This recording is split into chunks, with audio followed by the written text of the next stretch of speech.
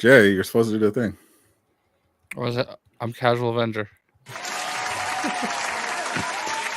Hello, salutations. What it do? Start a game all part of game. Your vibes like Sprout. Let's get it. Welcome once again to the Aftershow Podcast. Nope, do not adjust your monitors. You are not seeing things. We are all together once again, back to back. To back? To back. To back. One back.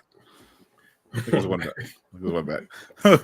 But it's good to have Casual Avenger. Always appreciate you taking time away from your deep dish obsession to have a conversation with us. It's always nice. And of course, we have Mr. Boston himself, Mr. Bags of Money, Scrooge McDuck, Jayshockblast. What's up? Living the dream, apparently. Aren't we all? Yeah. Big shout out once again to Aftershow Nation. We got Capte officially the number one. He beat out Eastwood this time. Eastwood was taking a nap because he's old, but appreciate the effort. We got LeJune in the building. Ooh. What's up? We should June? get him in here if he wants. Yep. Come through, LeJune. Yeah, LeJune, if you're not busy, we would love to have you on the panel. I know we're going to be talking we're going to talk a lot of things, but we're going to be talking Suicide Squad, Kill the Justice League, talking some MCU, talking the death of the Knights of the Old Republic remake. Dude, you want to hear something just effed up, man? So that news drops today, okay? And what do I get in the mail? My Darth Revan figures that I pre-ordered months ago. Perfect timing. So, Just to rub it in. Seriously, I mean, all right, we'll get there when we get there. You do your thing. Yes, sir. So as it's YouTube, we're also on Twitch. So you know how this goes. Hit that follow, hit that subscribe if you haven't already. If you're on the YouTube side, make sure you smash that like button because it takes a second, it's free, and it helps us because it tells YouTube that, hey, people are engaging with this. So maybe we should show it to more people. And you want us to be seen by more people. Definitely do, because we're going to be talking. We love to talk, and more people are going to want to hear what Jayshockblast has to say about a certain topic that we're going to get to later. we'll see how that one turns out. What's up, Q My Rage, Lucky Ray Gun? Appreciate everyone hanging out. This is going to be a fun show. I'm going to say this. I think you're going to agree with me completely. Oh, okay. This is a bold statement. Yes, because now you're gonna just do the opposite in spite of me. Yeah, of course, but that depends on what it is. We'll have to see about that. So first things first, I suppose. Let's peel this Band-Aid off in regards to the Knights of the Old Republic remake. We got this from the man himself, Mr. Jeff Grubb. I was watching his show this morning, and he had this little clip that crushed the dreams of all the Knights of the Republic hopefuls. And very well. And the subsequent firing of the art and design director. And people I remember at that time, then the rumor was it got taken away from Aspire, who has done a lot of these Star Wars remasters, and moved over to Saber Interactive. There's been rumors it's moved elsewhere since then. I just want to clear it up. This game is not being worked on right now. Just full stop. But this game is not being worked on in any way at any studio. Embrace of Ross says Mariah Carey when she gets asked about J-Lo. She's like, I don't know her. No, I don't know her. I don't know who that is. Yes, exactly. That's what this person is doing. That's 1,000,000% what's happened here. But yes, I looked into it a little bit. I mean, I don't think this is news to most of you. I think you guys could piece this together if you've been listening to this, and Sony stepping away and scrubbing mentions of Knights of the Old Republic from social media and YouTube. I think you could put two and two together there, but just to 100% confirm it, this game is not being worked on right now. You know what? Embracer doesn't know fucking anything. Yes. Wow, that sounds awfully familiar. So there you have it. All right. So as the resident Knights of the Old Republic super fan, the owner of the $2,000, Revan and Malak statues. What's up, Miller? I will say this. Not Miller Ross in the building. Does not, the legend. Does not sound as awful as it could. I listen. Cope. Here's some cope. All right. No, but here's the thing. I think I saw Chaos Kitty say something earlier, where she was like, it's dead now until some other studio starts over from scratch and does it right. I never had confidence in Aspire. I mean, if you look at the stuff that they do, it's all like basic remasters of old games. It's nothing like reinventing the wheel or anything, It's just your basic upscaling and stuff like that. And even KOTOR 2 remake or remaster like came out on Switch with lots of problems. So I was never super excited about that. But I don't know. It's very clear to me that KOTOR is very important to Disney because they went and took everything that wasn't movies and said, all right, you're legends. You're not real anymore. You're just like folklore to us. Okay. And they've been going all out repurposing and re-releasing all sorts of Knights of the Old Republic merch. They don't do that accidentally. Like there was a plan in place, and like just this year alone, I've gotten a new Malak figure, new Bastila figure, the new Funko Pops for all of them. I got those $2,000 statue set. Like they don't make stuff like that on accident, right? So it's clear that KOTOR is a big deal to them, and it's going to be a very big part of their future. And I think at some point they're just going to take it away from Embracer altogether and find the right studio to make it, because I think there's a lot of studios out there that would love to have their hand at a modern Knights of the Old Republic. Yeah, sure. I could see that. I could also see someone seeing the passion that all of us had for Marvel's Avengers and making Marvel's Avengers 2 Electric Boogaloo. I mean, but the odds of it actually happening are probably... Yeah, listen, I never in a million years thought we would get that. And when they announced it, when I saw Revan, I knew it was him right away. Like when I saw that, I was like, I still like never went all in on like believing in it, because all I saw was like Revan step out of the shadows, and he screamed. Yeah, like anybody can really have done that. And yeah, to answer Miller's question, Aspire looks like they did the Tomb Raiders 1 through 3 remaster. It's dropping February 2024, same month as Suicide Squad, Good Justice League.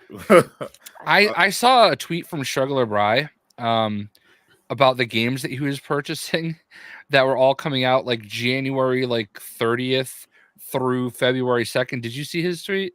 Yeah, I saw it. I think there's like a Jujutsu Kaisen game. Yep, that comes out February, I believe.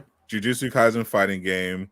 There's of course Suicide Squad, Killer Justice League, and it looks like there's also going to be Dragon's Dogma 2 in March. The release date reportedly leaked. I gotta find his tweet, because there was like a couple, like a Persona 3 remake, maybe. Persona. Let me see.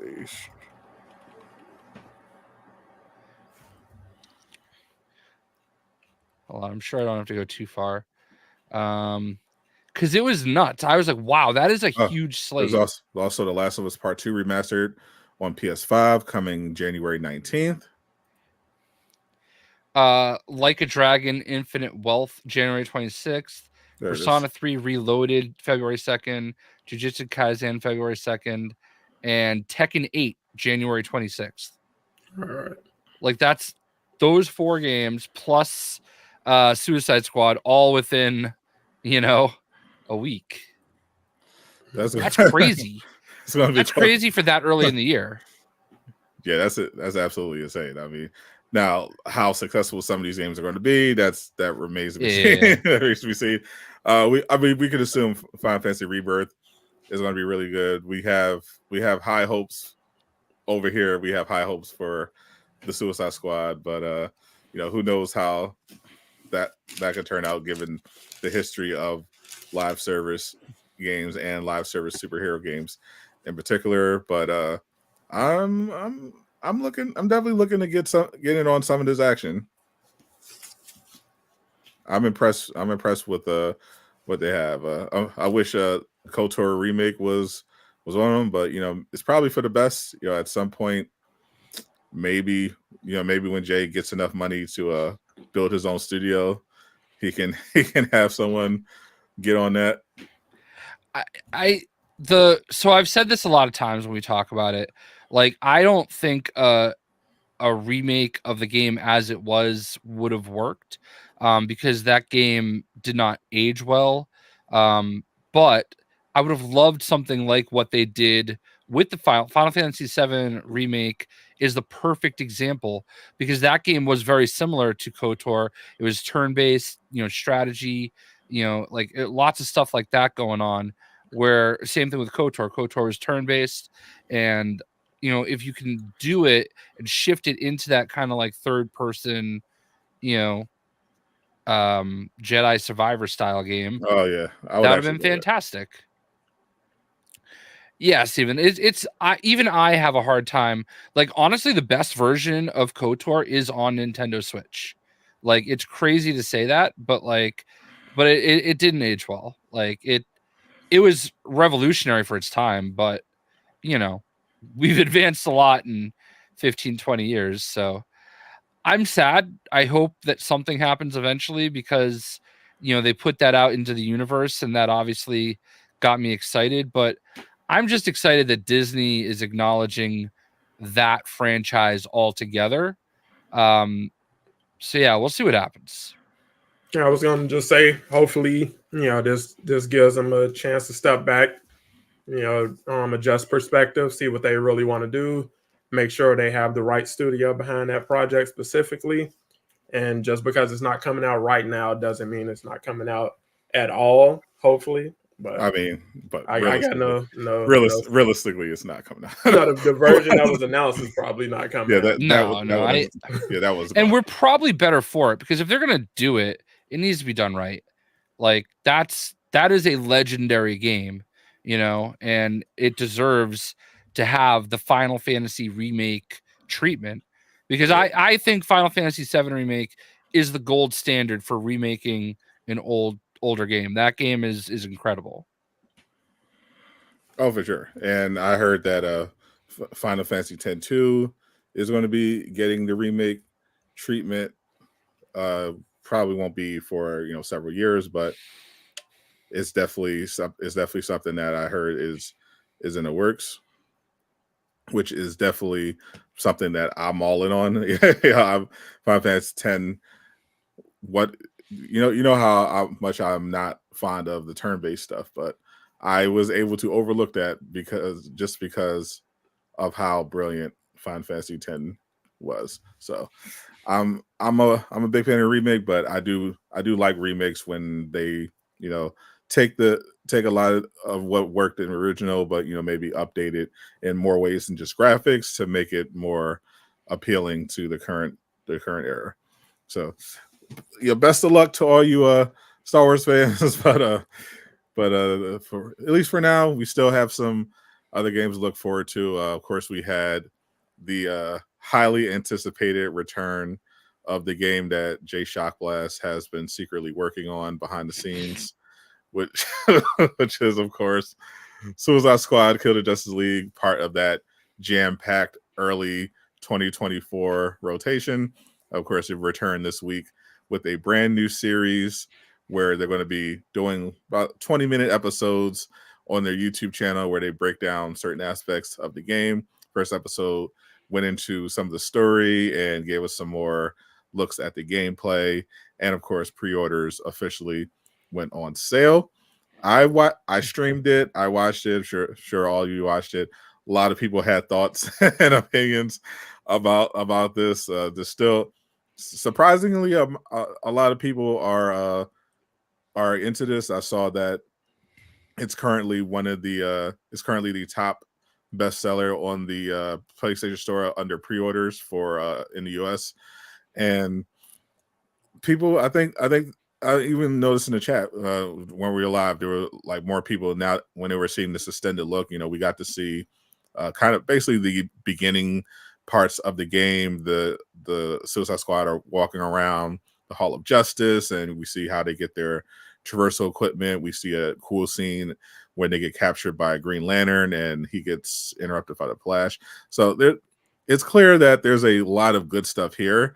And if you're into that game, this type of game, there's a lot to look forward to. But there's definitely some questions, and there's one particular feature that rubbed a lot of people the wrong way, which is of course the always online feature. That was one of the biggest criticisms of this game when it had that deep dive back during the state of play. We had a report from insider Jess Corton that part of the reason for this 9-month delay was to get rid of that feature in response to fan feedback. But after seeing, the new episode and the new look at the Suicide Squad, it's unclear exactly what changed during those 9 months. And one of the things that definitely didn't was the always online. They confirmed that it's still very much a feature, and a lot of people are not happy about it for good reason. So I know, Jay, you have a lot of pull over at WB. Can you give us some insight as to what's going on with the always online component? I don't know anything at all. So I will say what my takeaway was, that I thought as well that would be something that would be addressed with the delay. I can tell you, like, as someone that plays Mortal Kombat, if the servers are down, I don't have access to Shang Tsung or Omni-Man. So that to me is an issue that I don't think should happen, considering it didn't used to happen with like Injustice or any of those games. I understand the necessity of servers and everything. I understand the need to like maybe do like a check when you log in, like an online check, like, hey, your license is good, all your content is good, you didn't hack anything. I understand that, but I don't really understand if you're going to go in as a single player aspect and just play it by yourself, why that needs to exist. I would imagine it's going to have something to do with the battle pass and just being able to unlock stuff, but I'm speculating there. I don't know. Because even we prime example, like we have a great, this comparison is going to be made a lot, but Marvel's Avengers, they live service game, DLC, battle pass, multiplayer up to 4 players, single player campaign, but it wasn't always online. It had famously offline modes. In fact, many exploits were done because of the offline components. But yeah, if you didn't have interconnection, or that wasn't something, or there was something you're potentially concerned about, you could always just hop on, no matter what was happening with your internet or with the servers. You could always hop on, play the campaign, play submissions. That was never an issue. And now with Suicide Squad, even if you just want to hop on, play single player, play the story, you're at the mercy of the servers. And that in general, that rubs people the wrong way with live service games. But I think in this case, it's going to be even more of an issue, because this not only does this have that single player component, but it's Kevin Conroy's last performance. Yeah. And, here's something I want to say, though. It feels really dirty to have that potentially be like, oh well, when we turn the servers off, if you want to just hop in and relive that and play through that section of the game, you're shit out of luck. Here's my thought process on that. I feel like this is something that if it was like hidden way deep in the fine print and it wasn't out there in your face and they didn't like say, hey, this is a thing, like, you know, they were honest about it, I feel like it's something most people would never notice. You know what I mean? Like, I feel like most people are online anyway, so it's probably not going to be as big of an issue as people think it will be, but it shouldn't be an issue at all. I agree and acknowledge that. But I'm just curious, like, I mean, we haven't gotten there yet, obviously, but like once it is live and once we're playing it and all that stuff, this could never be a thing we ever have to worry about anytime soon. Or it could, because absolutely. Because another game that I was fond of, what's up, Porter? Another game that I was particularly fond of, but that marketed itself as not a live service game, but an anti-live service game, which was Outriders. They launched that game. That game seemed to be doing the right thing. They saying the right things. They had a beta. That basically more like a demo, but which was really good. But even though it wasn't live service and they were, you know, taking shots at other live service games, it was online only. It wasn't a free-to-play game. You paid full price for it, and it had a single-player campaign. You can even play the end-game content single player, but it was always online. So if you wanted to play, no matter what, you needed those servers to be on and working properly. And guess what happened at launch? Oh, I remember they didn't work. So if you wanted to play the game, you just paid, you know, $60 for. You were people were literally sitting there for hours. I remember that. And to make matters worse, when people that did get in on that first day, they got, after grinding and, you know, playing through, all their gear got erased. so they spent the next month trying to get all that. So this is the issue that you want to. Obviously, these are worst case scenarios, but yeah, you can mitigate these potential scenarios by just not putting yourself in that position. Like, if you have if you're giving people the option to play your game solo, you should be able to do that offline. There's no excuse for that. I don't like that, and you're putting yourself in an unnecessary position, because if anything goes wrong, the people who just paid $70, or if you bought the deluxe edition, $100 to get into your game, they can't play it off. Just to hop in, I would say communication is key. So it's like, if you come through and offer, you know, just a reasonable explanation as to why this is a key feature for their game specifically, and it's such a big part of the design, that's something to give people to go off of. As you just listed, if it doesn't work, if those servers are not active or they go down or anything like that, you're going to look ridiculous.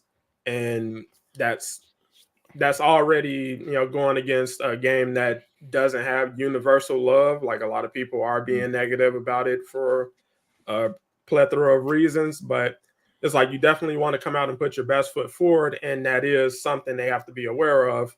And, you know, when these things go live, because it's different when you're testing it on a private server, you're giving people access, and it works fine for me, and I didn't run into any bugs. Like with Spider-Man 2, everybody who got early access said they ran into minimal bugs, and then once it went live and went out into the wild, we're experiencing a lot of crashes. People are turning into cubes and stuff, and it's like certain stuff you just can't anticipate. And it's like, as a consumer, I understand that. So it's like, I'm not like, oh, this is a shit game, they're a shit development studio because this game didn't come out perfect.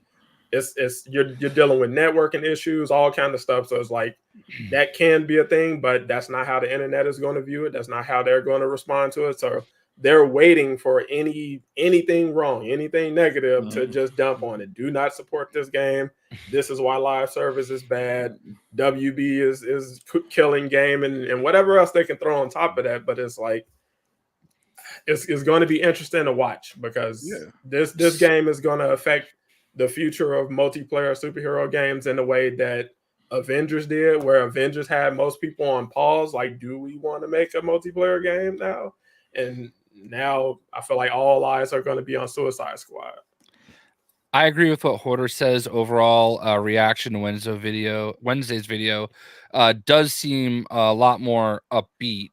I will say this about this though. It's not quite an apples to apples comparison, but if you look at games like The Old Republic and Elder Scrolls Online, Fallout 76, World of Warcraft, those are games that require an internet connection as well. Albeit they are MMOs, I get that. Diablo 4, don't you have to be online for that? I didn't play Diablo 4. I think you have to be online. Hoarder is a Diablo 4 guy. Yeah, I think you have to be online for Diablo 4. And then the biggest one, Destiny. You have to be online for Destiny. Like, that's a game. Yeah, now, yeah, when it comes to if we're talking free to play, strictly very, very aggressive multiplayer games, I have no problem. Like Fortnite, I don't care if that's always online. But Destiny didn't start free to play. So like from Destiny 1 and Destiny 2, it was a game that you could play by yourself. It was a game that you bought, and you bought all the expansions and all that stuff. It did eventually go free to play, but for its entire existence, you had to be online in order to play it. And that's just an example. And like, obviously, you know, Destiny is like the standard. That's what everybody aspires to be. And it's very different game. It's still the live service, but it's more of the aggressive, more traditional live service. So so PvP, competitive PvP, big raids, dungeons, that sort of thing. You know, kind of just throws you, like, as someone who actually tried it, just throws you right in there. Yeah, I heard this. I heard through the grapevine, like, I mean, it might just be a nothing rumor, but I heard something about an Aquaman raid at some point, like eventually. Like I think those elements are going to be there with Suicide Squad. And granted, it's not the same where you're, you know, like in Destiny 2, for example, you could be running around and just run into random people. Yep. So it is MMO-ish light, but and you're not necessarily going to have that in Suicide Squad. But I mean, it is a thing that's happened with other games. It does feel like a little bit of bad luck that it's something that people latched onto in this case, because there's a lot of people that are just mad that, like, as Tricks Ridiculous said, in the last 9 months, it didn't turn into a single player Batman game. Of course, you're always going to have that component, because there are people who literally just want to play. Maybe, obviously, the people who just want a Batman game are just going to attack this in bad faith, but there are people who are mainly just interested in the story and just want to. And when they saw that single player campaign, they're like, oh, okay, well, I can just jump into that, and that's fine. But so I can understand from their perspective where they're like, okay, well, I don't want to be in a situation where I'm just trying to play the campaign and I can't, because either, like, I had someone today just say, well, my internet's terrible, so I can't even play this game. Just even solo. So I'm out. But yeah, if there's any server problems, that's a problem. And it's unfortunate because I feel like a lot of the live service complaints about this game have pretty much been thoroughly debunked or just baseless. Like every time I saw someone complain about the battle pass, I asked some basic follow-up questions and they just immediately fall apart because their complaints don't even make sense. Like, it's they're prone in this game with free playable characters, free story content after launch, events.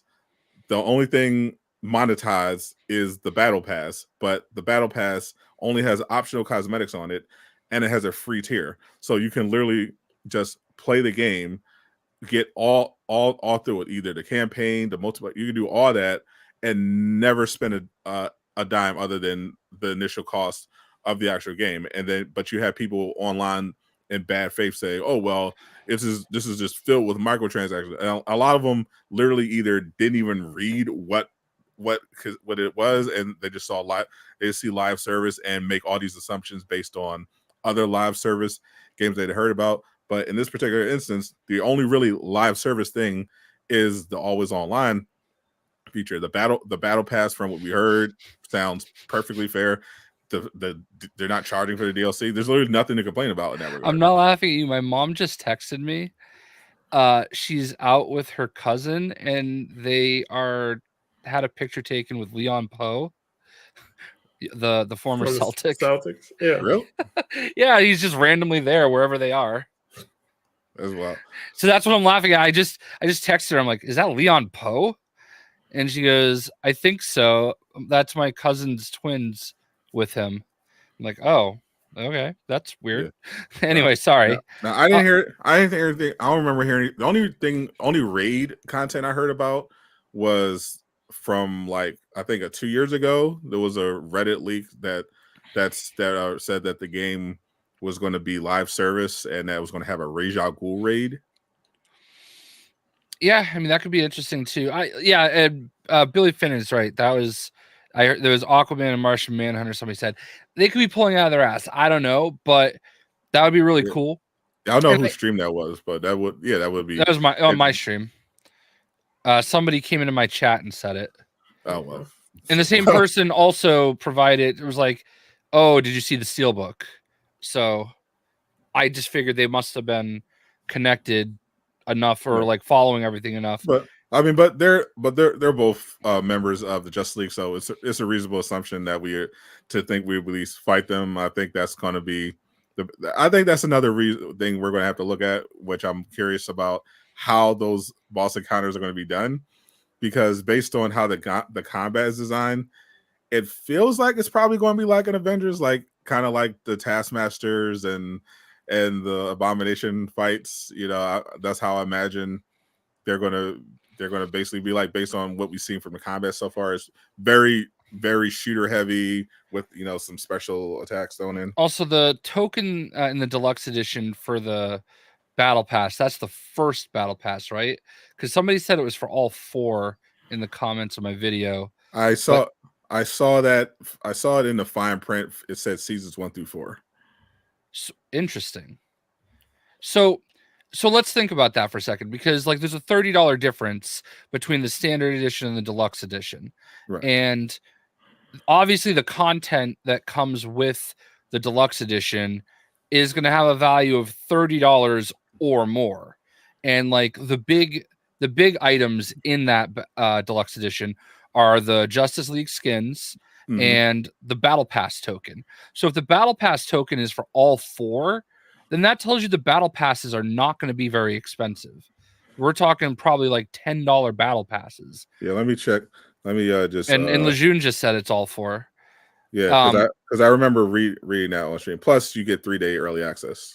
And you get the 3-day early access. So if you think about it like this, okay, in just about every video game, the average price for a skin is about $10. Right. So if you look at those 4 Justice League skins, which I would absolutely pay $10 for each one of those, if especially they just release, especially Hardy Flynn. Yeah, they're perfection. All 4 of them, they're amazing. Okay, so you'd say that's a $40 value, and then you have, if it is really all 4 seasons of a battle pass, like that's incredible. That's, you would think that, like, I mean, a Fortnite battle pass is like $10, and then it's like another $10 with 25 tier skips, you know. All right, I'm looking at the fine print. It's on the page. Battle Pass token redeemable for premium Battle Pass access. Seasons 1 through 4 Battle Passes subject to availability. 1 Battle Pass available per season. So that's why I think it's only, you could use it on one of those 4 seasons. Yeah. Is my interpretation of that. Yeah. That's so you look more plausible. Yeah, it kind of like I think in Diablo it came with a battle pass token, but you could activate it whenever you wanted to. Like you didn't have to activate it the first season. Yeah, so but still, like for you have to figure $30. We're looking at a $10 to $15 battle pass. Is that really that bad if you're doing it 4 times a year? Like, to be able to get the extra characters, the extra, content for free? Yeah, I was about to say, when you guys are under, operating under the logic that the token gives you access to all 4 battle passes. I'm like, that sounds like a terrible business model. Right. That doesn't I sound didn't think good. it was that. I thought it was only one season. And because they're already giving away Yeah, the playable characters and the story missions for free for post launch. So I'm like, the only way they're making money is either on the base price of the game and on and on the stuff on the pass that either people pay for the premium tier or they just go directly into the shop to buy the stuff that they want. I was literally trying to make it make sense. Like, how does that add up financially? Like, that is a tremendous loss. Like, they're already probably are going to take that loss on just if the game doesn't sell that much. They're probably going to take the loss. I don't know. They might want to start they might want to start showing some more Harley Quinn skins if they're trying to maybe start rolling out the swimsuit Harley Quinn skins if they want to get that revenue up. but they definitely at least prepared for like a year of that content. I don't imagine that it's going to remain free beyond that. They'll probably evaluate how much money they made after that first year and then adjust accordingly. Well, another thing that I did notice in the fine print, if you will, for the new character unlocks, it says you'll have the ability to earn the new characters. So I have a feeling there's going to be something you have to do to unlock the character, and there may also be a quick option to buy it. Where was that? Is that in the FAQ? Because it's in the FAQ, I think. Let's check. Here, let me check the FAQ. Let's see. I'll even throw it up on. I'll pretend like I'm checking something. There we go. So let me blow that up. All right, that's the price. That's what you get for the pre-orders. Additional playable characters will be available. All right, never mind. That wasn't it.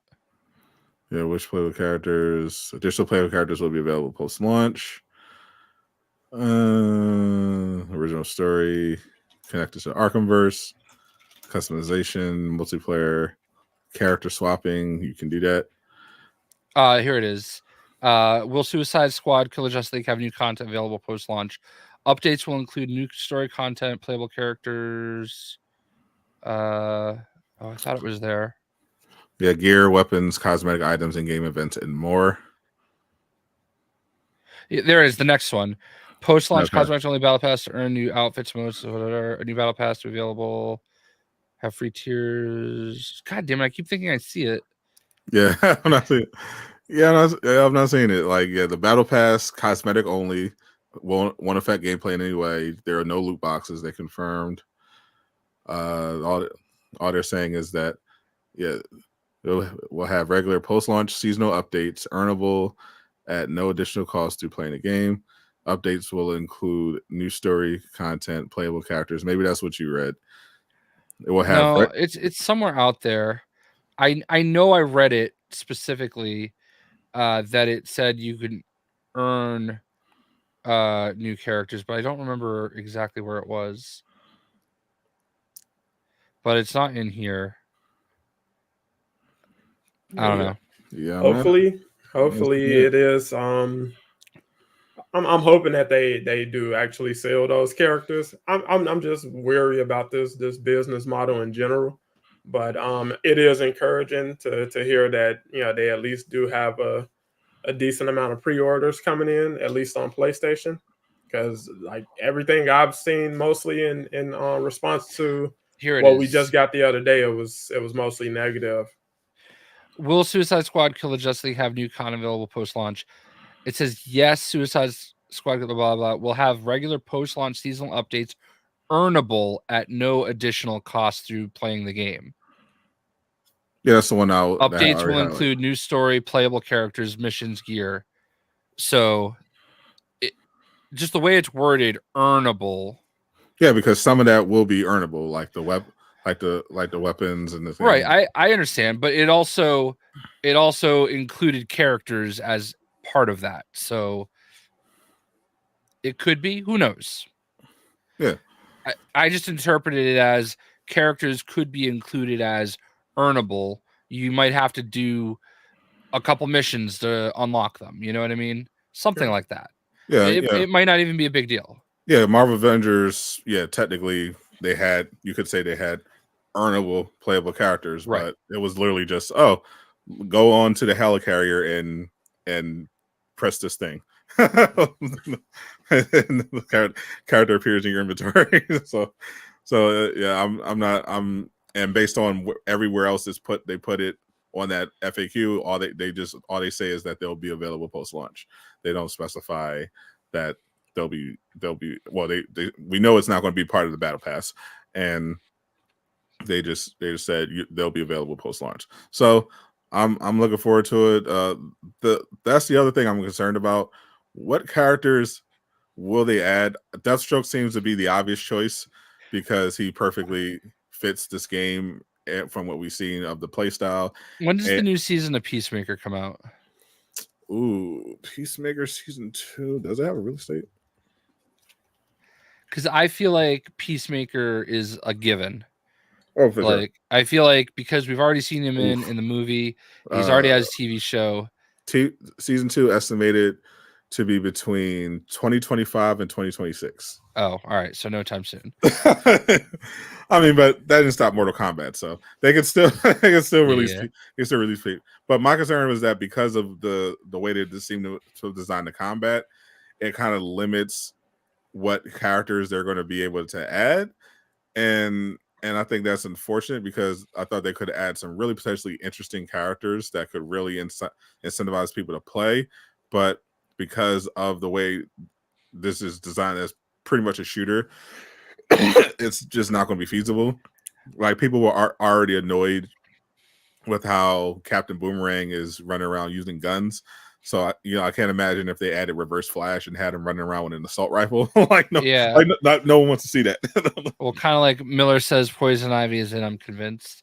I mean, maybe. I think obviously Deathstroke and Peacemaker make total sense as being extremely popular characters that use guns. They would be perfect for this.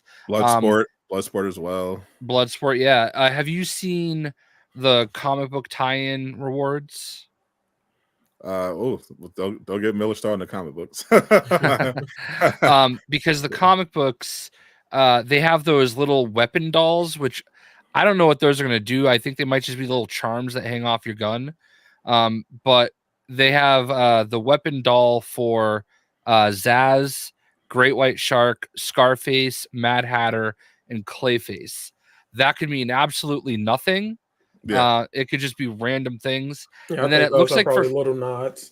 Yeah, and it also does show that for collecting them all, you get an Arkham trinket. I don't know what that is either, but I don't know. I don't know. Maybe it could be a reference to these are both perfect. It could literally just be an Easter egg, but I know one of the things they mentioned in the state of play was that they would have villain themed weapons in the game, as there would be like entire sets where they have they're based around villains that give you specific villain based perks. Like Bane is one example that they used to show it off in the state of play. So maybe it could be a nod to that. Maybe they'll have some different villains. Maybe you'll have a Clayface status effect. I mean, Bane uses guns. Yeah, Bane technically uses guns. I mean, he's mainly known, for sure beating breaking Batman's back. I get that, beating the shit out of people with his bare hands because he has super strength. But but if you look at someone like the Young Justice cartoons, they show him using guns. Yeah, sure. So they could reasonably do a Bane, but Heat Wave would definitely make a lot of sense in Captain Cold. But depending on how to use it. Do you think that seasons will be themed? What themes would you like to see? My biggest fear is that Rocksteady reserves the right to shut down servers. That's absolutely always going to be a concern. with a super. Themes would be great. I mean, that would make a lot of sense. You could have like a Doom Patrol season or something like that, or Legion of Doom season. Stuff that some Halloween. Yeah. We'll get what Avengers never gave us. Yeah. Proper Halloween theme content. I could see it for sure.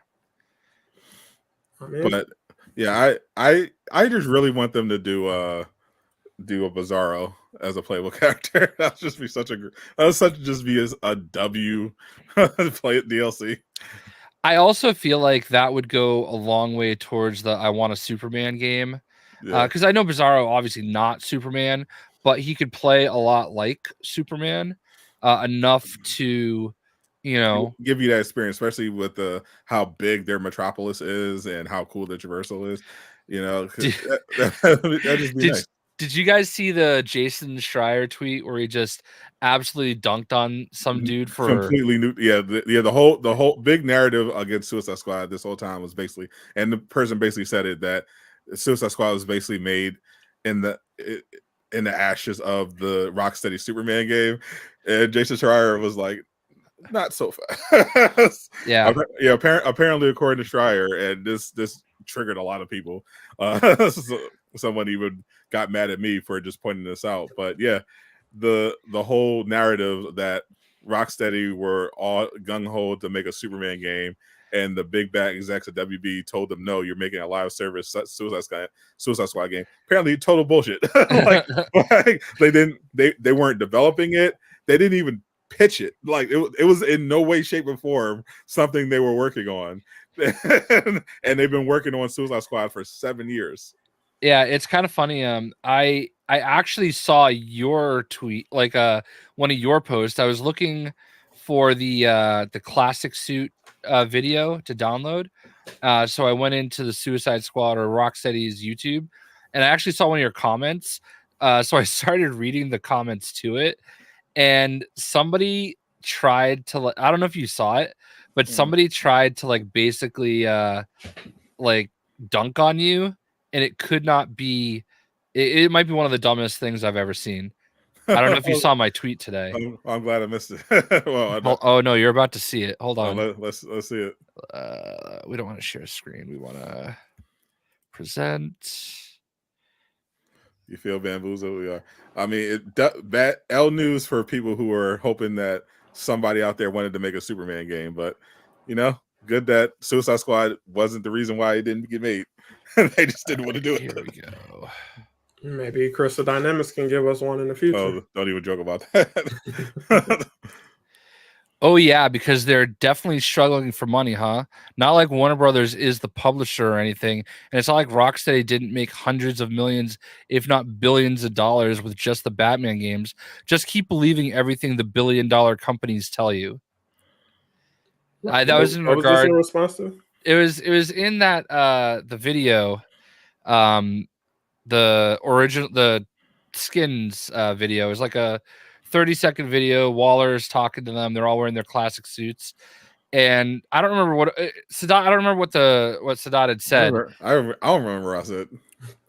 But he said something, and this guy just got so triggered that he is out here talking about Warner Brothers being a billion-dollar corporation. Aren't they billions of dollars in debt? Yes.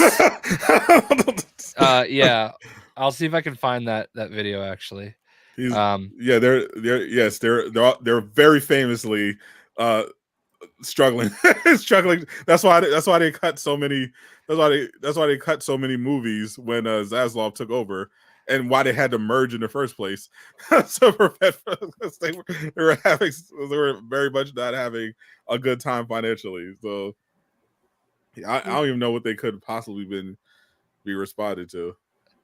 Oh man, I don't know if I'm gonna be able to find it now, because I think it was your comment to somebody else's comment, and I just happened to be digging through. I'm like, oh my god, Sadot's here. That must have been a dream come true. That's pretty cool. I'll look for it because I'll. Oh, here it was. The question was, I'm just wondering what a battle pass. All right, hold on. Let me bring it up on. Oh yeah. Oh my god. Oh yeah. This sounds like the comment's even dumber. Hold on. Share screen. Window.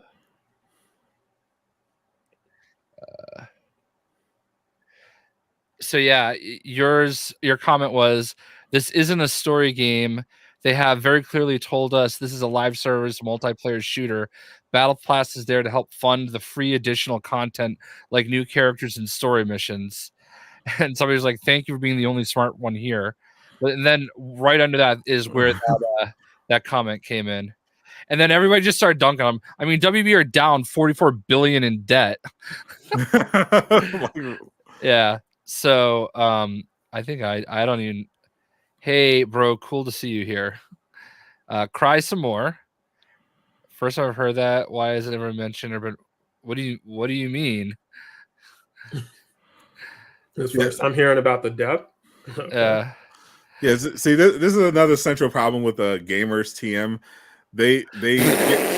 It got worse. I go, WB is literally in massive debt. They wouldn't be in debt if they stopped making bad decisions like this game. Just a minute ago, they were $1 billion corporation. Yeah, like these people very, very clearly, this is what typically happens. They jump into a conversation with having done zero research. They're all passion, no intelligence. Then they get confronted with some facts, and then they immediately change their entire argument because they don't want to admit that they're wrong. Yeah. I just thought that was pretty funny though. Like I was reading through, and who would have thought? I mean, facts don't matter. Why let that ruin your opinion? That response to my comment of literally how business works is absolutely insane. Even more insane now. I saw the original comment because literally that's literally how it works. They have to fund. They have to fund. Where do you think the money comes from? Like think they just make the stuff for free? Like everyone's working for free. Like it costs money to make games. If they need to, the whole point is that it's a product. They have a budget. They have to account for how much they're spending, and the idea is that they will make more money than they spent at the the funny thing is that like people don't understand that like the money they're spending is on talent. Like that's what they're spending their money on. It's not like, oh, we've got a building and we've got computers, and that stuff exists too. But like that's part of it. Like how much do you think these people are making? They're probably making, at least we'll say 50,000 a year, probably much more. But like, you get two people at $50,000 a year, you're already at $100,000 just for those two people. Okay. And they've been making this game for 7 years. So if those two people have been there with no raise at $50,000 for 7 years, that's $700,000 just on two people. And then you have to also factor in insurance and other employee benefits, payroll tax. And that's just not getting a raise for 7 years. Yeah. At a very low salary for, Yeah. Then they have to they have to pay all these people to develop the talent. They have to pay for the tech to develop it. They have to pay the big name voice actors that they got to do this. And then the game's done and they have to pay for the marketing, which apparently people think marketing is only like showing them videos of the things they want to see and not like partnering with apparel brands to make shirts and pants and shoes and running ads and glasses and Adidas apparel. There's a lot of expenses that go into putting out a video game. So they can't. That's why they can't just make a live service game and not charge for anything except for the base game. That would be stupid. And that's also why games are now $70, because I don't know what you guys get for your heat where you are, but we have oil heat, and oil went up $1 a gallon since the last time we got it. So like shit's expensive now. Well, you know, games were more expensive on average when I was a kid. Yeah, because, look at those old Toys R Us ads. $90 for a new Nintendo cart. Yeah, there wasn't like an industry state. It was like the prices were like insane in some cases, and then at some point it became standardized. Like, okay, well now the full price game is $60. That's the market. Yeah, And, people are wild. It was like it's ridiculous. I also just don't subscribe to this notion that like, okay, I spent $70 on my game. You can never charge me for anything else. Okay, all right, that's true if all you're going to play is what's on that disc. But if you want something new to be added to it, yeah, you're going to pay for it. Like, that's just the way it goes. But and then whenever you bring up like Fortnite or Apex Legends, yeah, well, that's free to play. Okay, so because it's free to play, they get to just charge as much as they want all the time. That doesn't make sense. Which is incredibly stupid. They're trying to what they realize is that they have no argument at that point because they're supporting the model that they're raging against. Let me tell you. Are you familiar with Lewis Hamilton? Lewis Hamilton. He's a Formula One race car driver. Okay, so he had a skin come out tonight in Fortnite. All right, and I think the bundle is like 2,000 V-Bucks, which is about $17-18 for a Formula One race car driver's skin and a couple other things like a wrap for the gun, whatever. You can buy the surfboard that comes with him, which is kind of cool because it has this little doggy on the front. And it's kind of cute, and it's $8 for just a virtual surfboard for your character to fly in on. Okay, so like, tell me, because they're free to play, that's just okay. And I actually think it's not like I kind of want it, but like it's a lot for something I'm going to see when I glide in at the start of the match, you know? So like that's a thing that's in every game. I talk about Apex Legends all the time. Their events are literally spending events. You have to spend money to get the things that come with the event. Okay. And it costs a minimum of $120 in order to get all the things in the event to get the bonus item for the event. You know what I mean? Like Call of Duty Modern Warfare 3 just came out, right? Yeah, they've got the Warzone attachment to it. Like bundles in that game are $20. You know, and you get a skin and a couple other digital items. Like this is a thing, and you know what I mean? So there you go. All right, you got to look at it from this perspective. It makes sense to them if you don't think about it. So yeah, once you bring logic and facts into it, you're ruining the whole argument. Don't do that. Just make up your own facts and go. And look, I don't necessarily want to spend a lot of extra money on the games, but like if they come out with something after the fact, it looks cool and I want it, then that's just the way it goes, you know? And because it's free to play, that's how they trick people who, you know, don't spend too much time on brain power.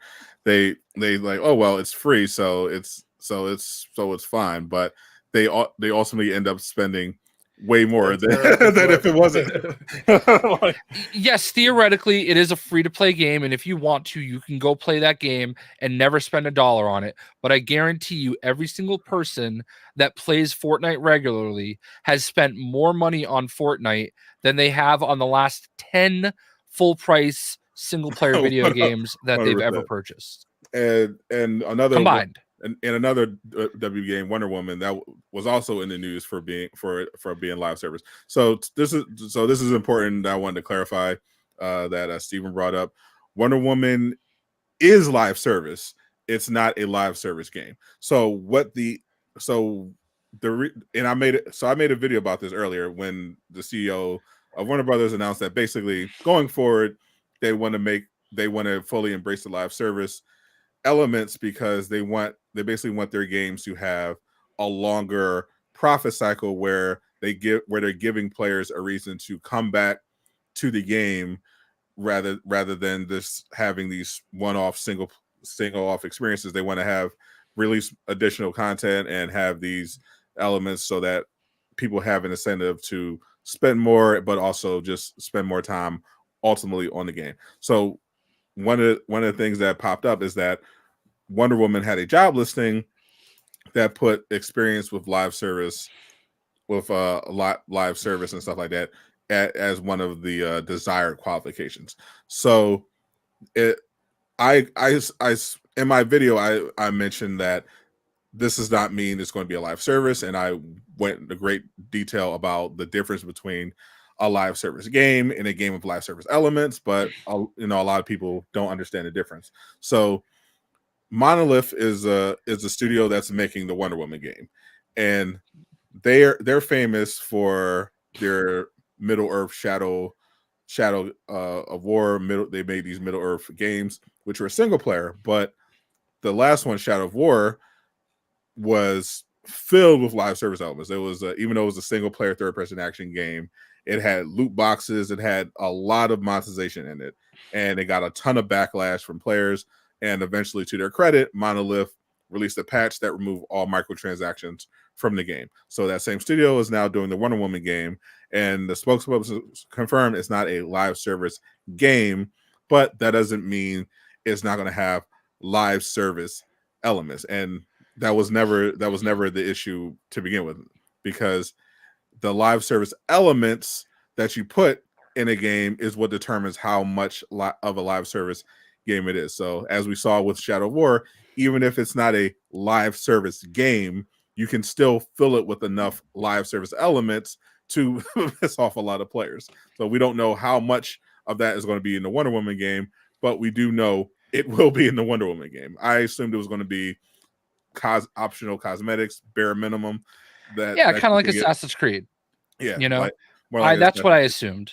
Yeah, maybe they'll do something with weapons or whatever, but ideally it won't go beyond cosmetic stuff, and they're not going to go back into with gear and everything being and they were selling enemies and Shadow of War. It was insane. Yeah, that is a little bit much. I will say this: somebody tried. Like, it's funny to me how everybody thinks live service and games as a service is like this one catch-all thing. Yeah, that like elements of live service are in so many different games and everything. We talk about microtransactions. That is an element of a live service. 100%. And somebody tried to argue with me that like certain games are not really live service, but I'm like, no, these like a season pass, okay, like not a season pass, like Spider-Man. Technically, the first Spider-Man game had elements of a live service in the fact that there were 3 DLCs. Is that a traditional thought of live service? No, but it is still a live service because it is a game that had additional content available that was funded by the service, So like there's all sorts of ways to look at it. And, it just, if you want more, you got to pay for it. That's all there is to it. The funny thing is, and I made this point in the video, and people, it just for some reason just could be over their head. Like there are games that have live service elements that are more monetized than games that are live service. Like it's not you can't just consider this blanket term. And I use the example of like Suicide Squad is a live service game, but other games like Arkham Knight have live service elements. And in particular case of Arkham Knight has more monetization than Suicide Squad has. If you ask which game is live service, everyone would say Suicide Squad, but the people were like, Arkham Knight, it's not live service, you're stupid. And I'm like, no, you just don't pay attention. Suicide Squad, if you compare the two games, Suicide Squad has a battle pass, but the only thing on the battle pass are optional cosmetics that have no impact on gameplay, and they have a free tier of that battle pass and a premium tier on that battle pass. So that means you can earn some of the stuff for free just by playing. And if you get the deluxe edition, you also get a token for that battle pass. They're releasing new story content, new playable characters, and events post-launch, all for free. So literally the only thing you're paying for is the price of the game, and you have some optional cosmetics that you can either buy outright or you can earn some stuff on the battle pass. That's it. Everything else is free. Arkham Knight, base price of the game, but they released a season pass which had cosmetics, playable characters, story missions. You can buy individual skins. You can buy individual playable characters. All expand the story, but it costs you money. Like they embrace some of those live service elements, but they didn't package it as a live service game because, well, it's still single player.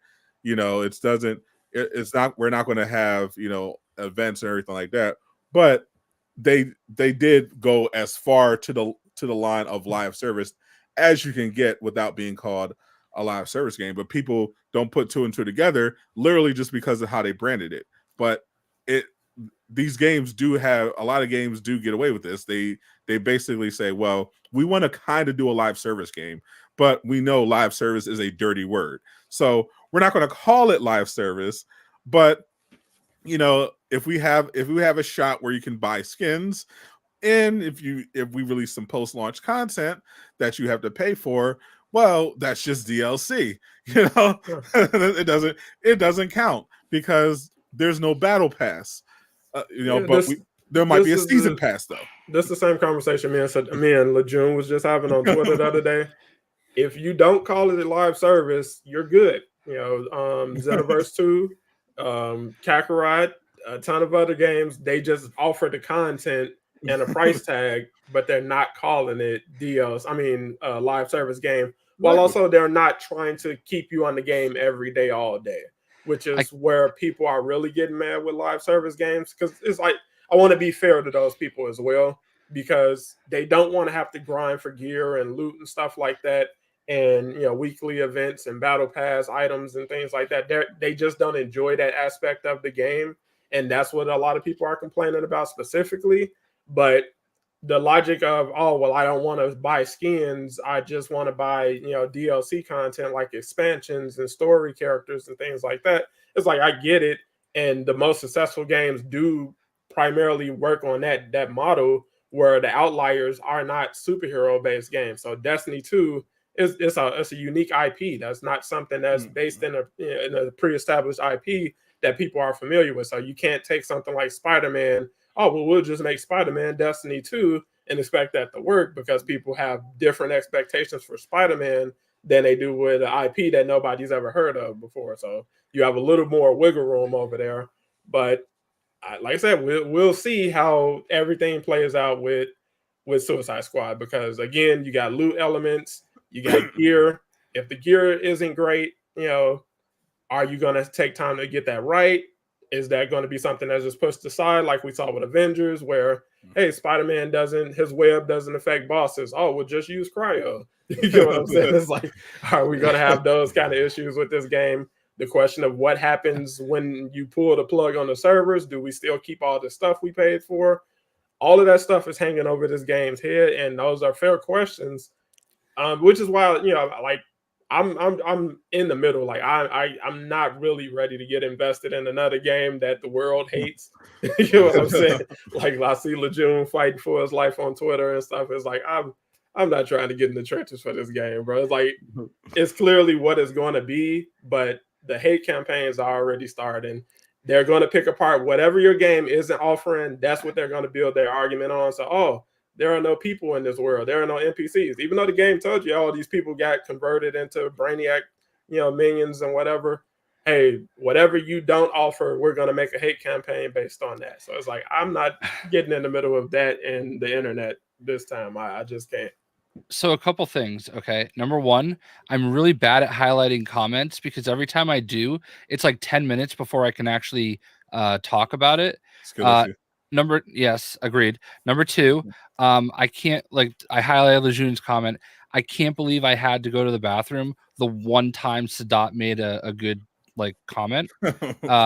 And number three, kind of like what Casual was just saying there.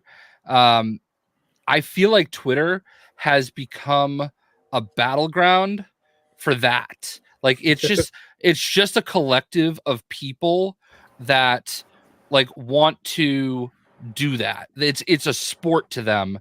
All right, here's the new game. Let's do it.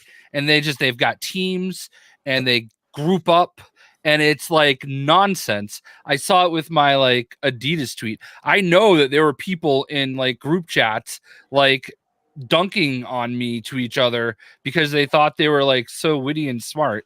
Don't forget the implementation of the blue checkmark system has incentivized a lot of people to have even worse takes than normal, so they can get that Elon Musk money. Yeah, I mean, I made a great point and I got monetized for it. So thanks, Spider Nerds.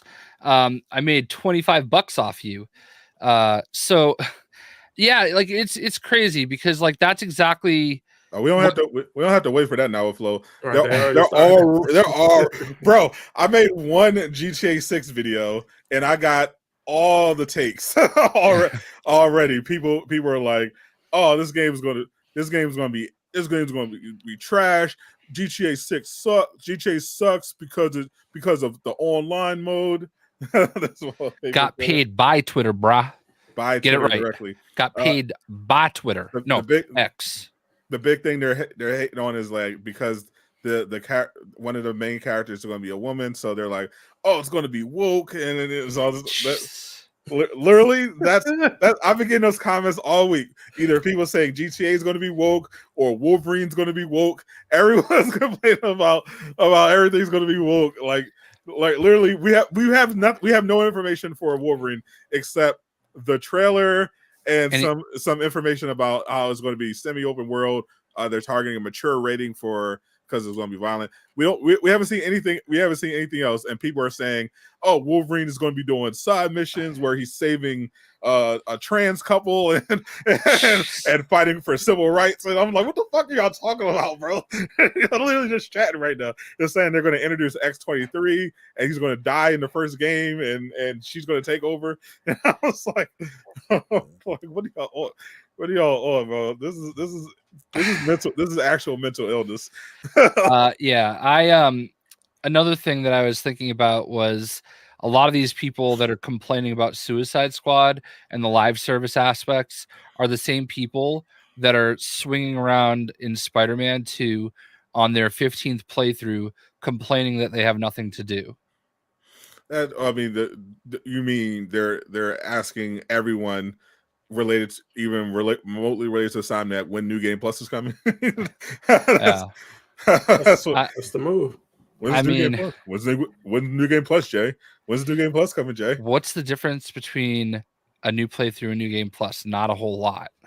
It's New Game Plus, Jay. What do you mean? Start off with those outfits, man. I know. You get all the outfits in your powers, Jay. Yeah.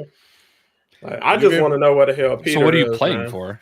When I'm playing with Miles, I just want to come across Peter. That's all. I did it. Actually, I can even prove it. I'm waiting on the proof. I created a hold on, I'll pull it up. I created a picture from one of the times that I ran into Peter, where they did the point thing. If I can find it now. Oh, here it is. Let me we lost that. This is my new thing when somebody like tweets at me and says the same thing as me but a different way. So look, there it is. Peter and Miles. It looks like you're Peter in that picture. I mean, I'm in photo mode. As I was at from the angle, it looks like you're Peter. I might be Peter. I need better proof. Yeah, I don't remember which one I was. Should post a video. I've done some random crimes, and I was like, I'm gonna capture one just to show Casual Avenger. But every time, pretty much I'll only get Wraith popping up. Whoa, Capte. I'm not learning the art of trolling. I was like, I helped create trolling. Like, you don't know me. I'm just subliminal. It's a craft. Yeah, Jay's definitely been. I've been in the trenches. He was born in the troll. Yeah. That Batman Deadshot outfit does look pretty sick. I'm not like up to that point. The only outfit I was interested in was that classic Harley Quinn, but that Deadshot does look pretty clean. I I get that. Yeah, I mean, honestly, I really hope that people who are like extra excited about this game are enjoying what they're seeing so far, and just go in and have fun with the game, because the internet is going to have a completely different take, especially once reviews come out. All it takes is a bad review. We're going to hype that up. We're going to promote that. Even if it gets a 7 or 8, that's terrible nowadays. So it's like, Worst game. It's they're waiting, bro. They clamoring. They're waiting to attack this game, and they are waiting to attack Lejeune because he's been fighting them day and night. So I like I said, I just don't have the energy for that. Especially, like I said, I'm just not that passionate about the Suicide Squad in general. I am looking forward to it a little. Like, I saw Lejeune's comment earlier. He's like, "Oh, I don't want to do this anymore," and I don't blame him, because like people are just like, they have way too much fucking time, like to care this much about some random person on the internet that they literally don't have to interact with. Like, it always drives me crazy when like there's these just random people that like feel like they could say whatever they want to you, like over something inconsequential in the grand scheme of things, and they don't understand that like I am the master of sarcasm, and like if I'm wrong, I'll just cop to it. I know when I'm wrong, and I'll just end it. But like when I know I'm not wrong, that's the reason why I muted that tweet. It was like I knew I would sit there all day and just go back and forth with people. 100%. And I was like, I'm gonna go ahead and just mute this now. And then before I knew it, it was over 3 million views. That's why I say, like, I can't be bothered arguing, especially if you are displaying that you absolutely don't know what the fuck you're talking about, like, at all. Like, seeing people surprised that it's been revealed that Insomniac actually designed that Adidas outfit is like, bro. So do you know how paid sponsorship works? Like, paid to create the suit. I still don't understand the problem. Okay, so there's a suit in the game. And Insomniac went to Adidas and said, "Hey guys, want to make some merch?" Like, are you guys crazy? There were the first Spider-Man game. There were companies making official licensed advanced suit shirts. It just didn't happen to be Adidas. You know what I mean? Like, I hate to break it to you, every single new suit in the history of comic books was made to sell something, mostly comic books, but let's take a break. Let's be realistic here. How many merch items came out of the first Spider-Man game? Like, there were action figures for just about every single one of their original suits. I own the advanced suit hot toy. I own the 2020 suit hot toy. I wanted to get the Velocity suit hot toy. It just never came out, which, by the way, the Velocity suit and the Evolved suit kind of similar, which is why I knew that Insomniac did it, because it's like they're close. They use that same blue color. Like, it's like, I understand some of the arguments. So it's like, in a game that gives you the freedom to look how you want most of the game, it did feel odd to be forced to wear that outfit in certain cutscenes once he got it. Because, once he gets it initially, you can go right to the menu and take that right off, which I feel like most people did. But once you progress, further into the storyline, once you get into the Venom stuff, you're wearing that outfit in every cutscene, and it's like, it's one. And they did it with the anti-Venom suit too. Yeah, and it's like they did it with the anti-ox suit. Yeah, I was about to add that, and it's like it's the game. Like I designed it. It's not the end of the world, but it's like once people found out, oh, this is a sponsorship, so we're being forced to look at an ad. It's like, I mean, they got paid to do it, bro. They if that helped with job security in a market where you're seeing massive layoffs and stuff, hey, we managed to secure the bag and secure our jobs because outfit that doesn't matter is like, let's be honest, Kadra. That's facts and logic aren't going to stop anyone. That's true. They got forced to watch an ad, okay, for something they can't even buy from Adidas because it was all sold out before the game officially launched. And you know how I know that? Because I bought the red shoes, and then 2 weeks later, the order got canceled because they sold too many. There you go. And now I went on to eBay to try to see how much they were going for. Retail $230, selling $400. Some of them, some sizes $500. See, with your For order shoes. specifically, WB called and got that canceled because it would be a conflict of interest. You can't shield for us and shield for Adidas at the same time. That's probably what it was. But really enough, there was a even stupider controversy. Well, Oh God. stupider series of controversies this week. So as you probably know, the Game Awards had their announcement ceremony, and I live streamed that, and they revealed the nominees for all 30 categories, and there were some notable snubs, and some fan bases took it worse than others. So this was trending for a little bit. The Xbox tax. Have you ever heard of the? I don't understand. I saw that was trending. The Xbox tax. I didn't understand it. Like there was no like tweet that I could find that like specifically spelled it out for me. It's perfect. So let me explain what the Xbox tax is.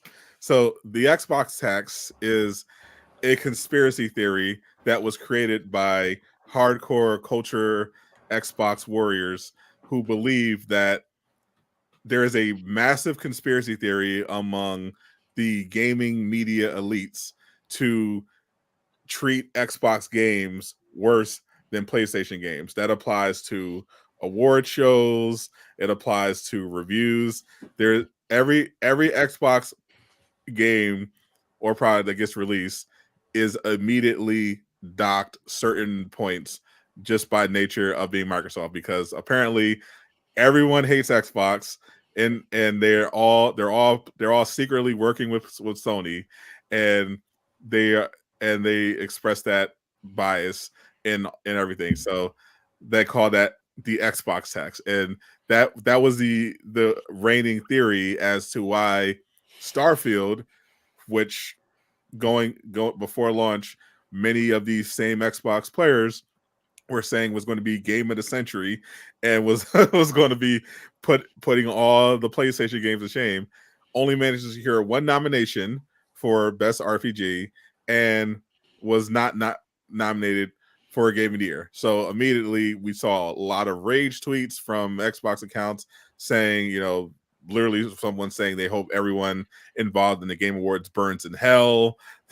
they said, the ponies were conspiring to sabotage Starfield, that the whole thing was rigged, and Starfield should have been game of the year, and it was the Xbox tax. They can't now. I believe another Xbox games, Hi-Fi Rush, was it?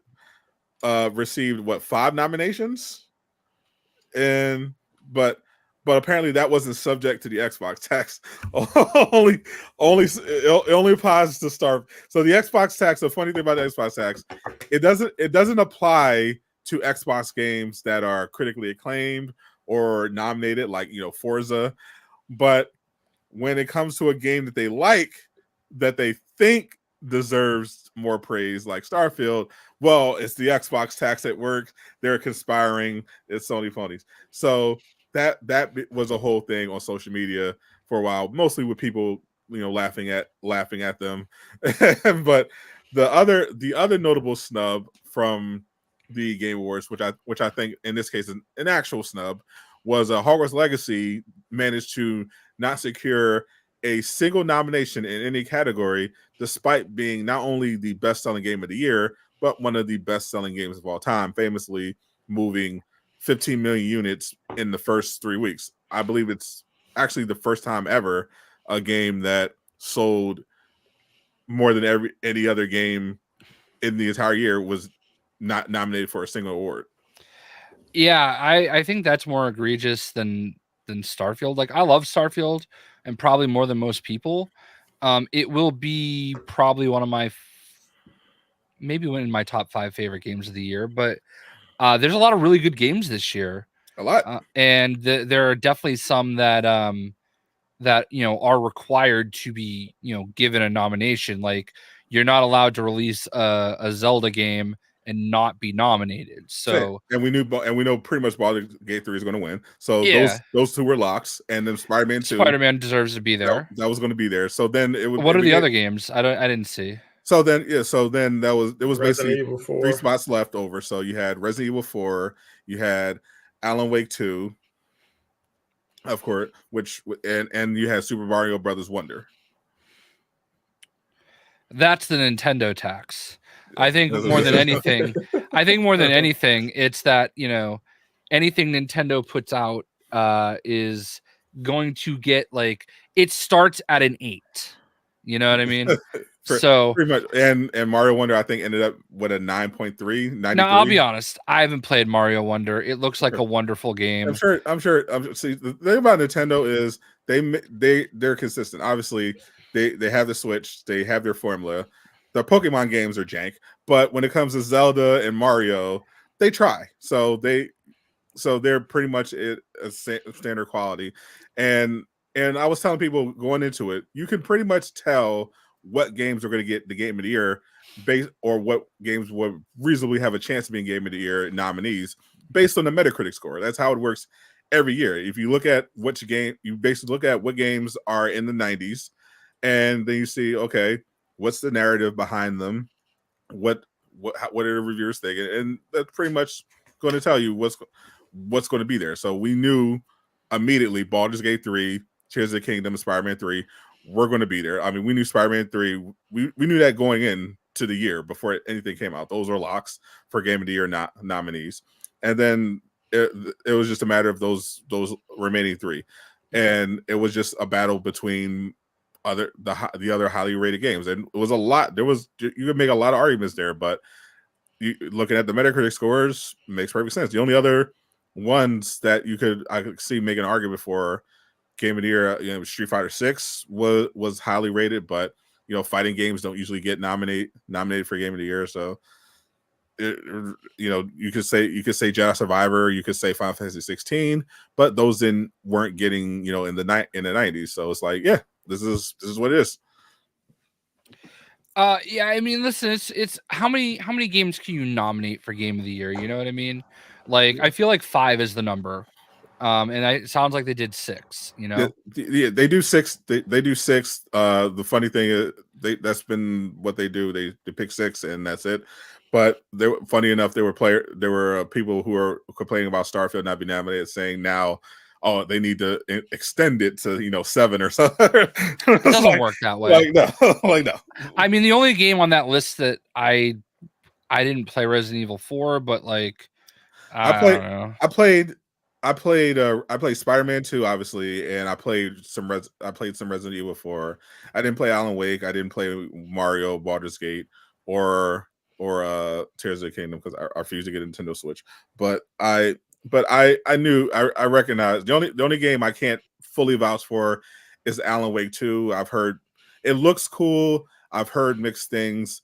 That's the one. I'm like, I don't know. You can maybe argue, you know, another game is more serving there, but I know, even though I'd never played Alan Wake 2, I've played Control, so I know what Remedy can do, and from what I've seen, it probably deserves to be there. Yeah, from what I've seen of Alan Wake 2, I'm not shocked at all. It looks, I'm not into that type of game. I'm not into Resident Evil, so like I'm not gonna play it. But those made sense. I've only played like maybe 2 hours of Baldur's Gate 3, and I can tell you that game is fantastic. Like, not just because of the graphics, like it feels like you're sitting at a table playing Dungeons and Dragons, and like the way the narration works, like it's a masterclass in how to make a fun cooperative style game. The gameplay is good from what I did get to play. I just never went back to it because like a million things came out all at once. Same. We just got the Naruto Connections game. I haven't got that yet. I haven't finished Final Fantasy 16. Oh, I haven't either. Yeah.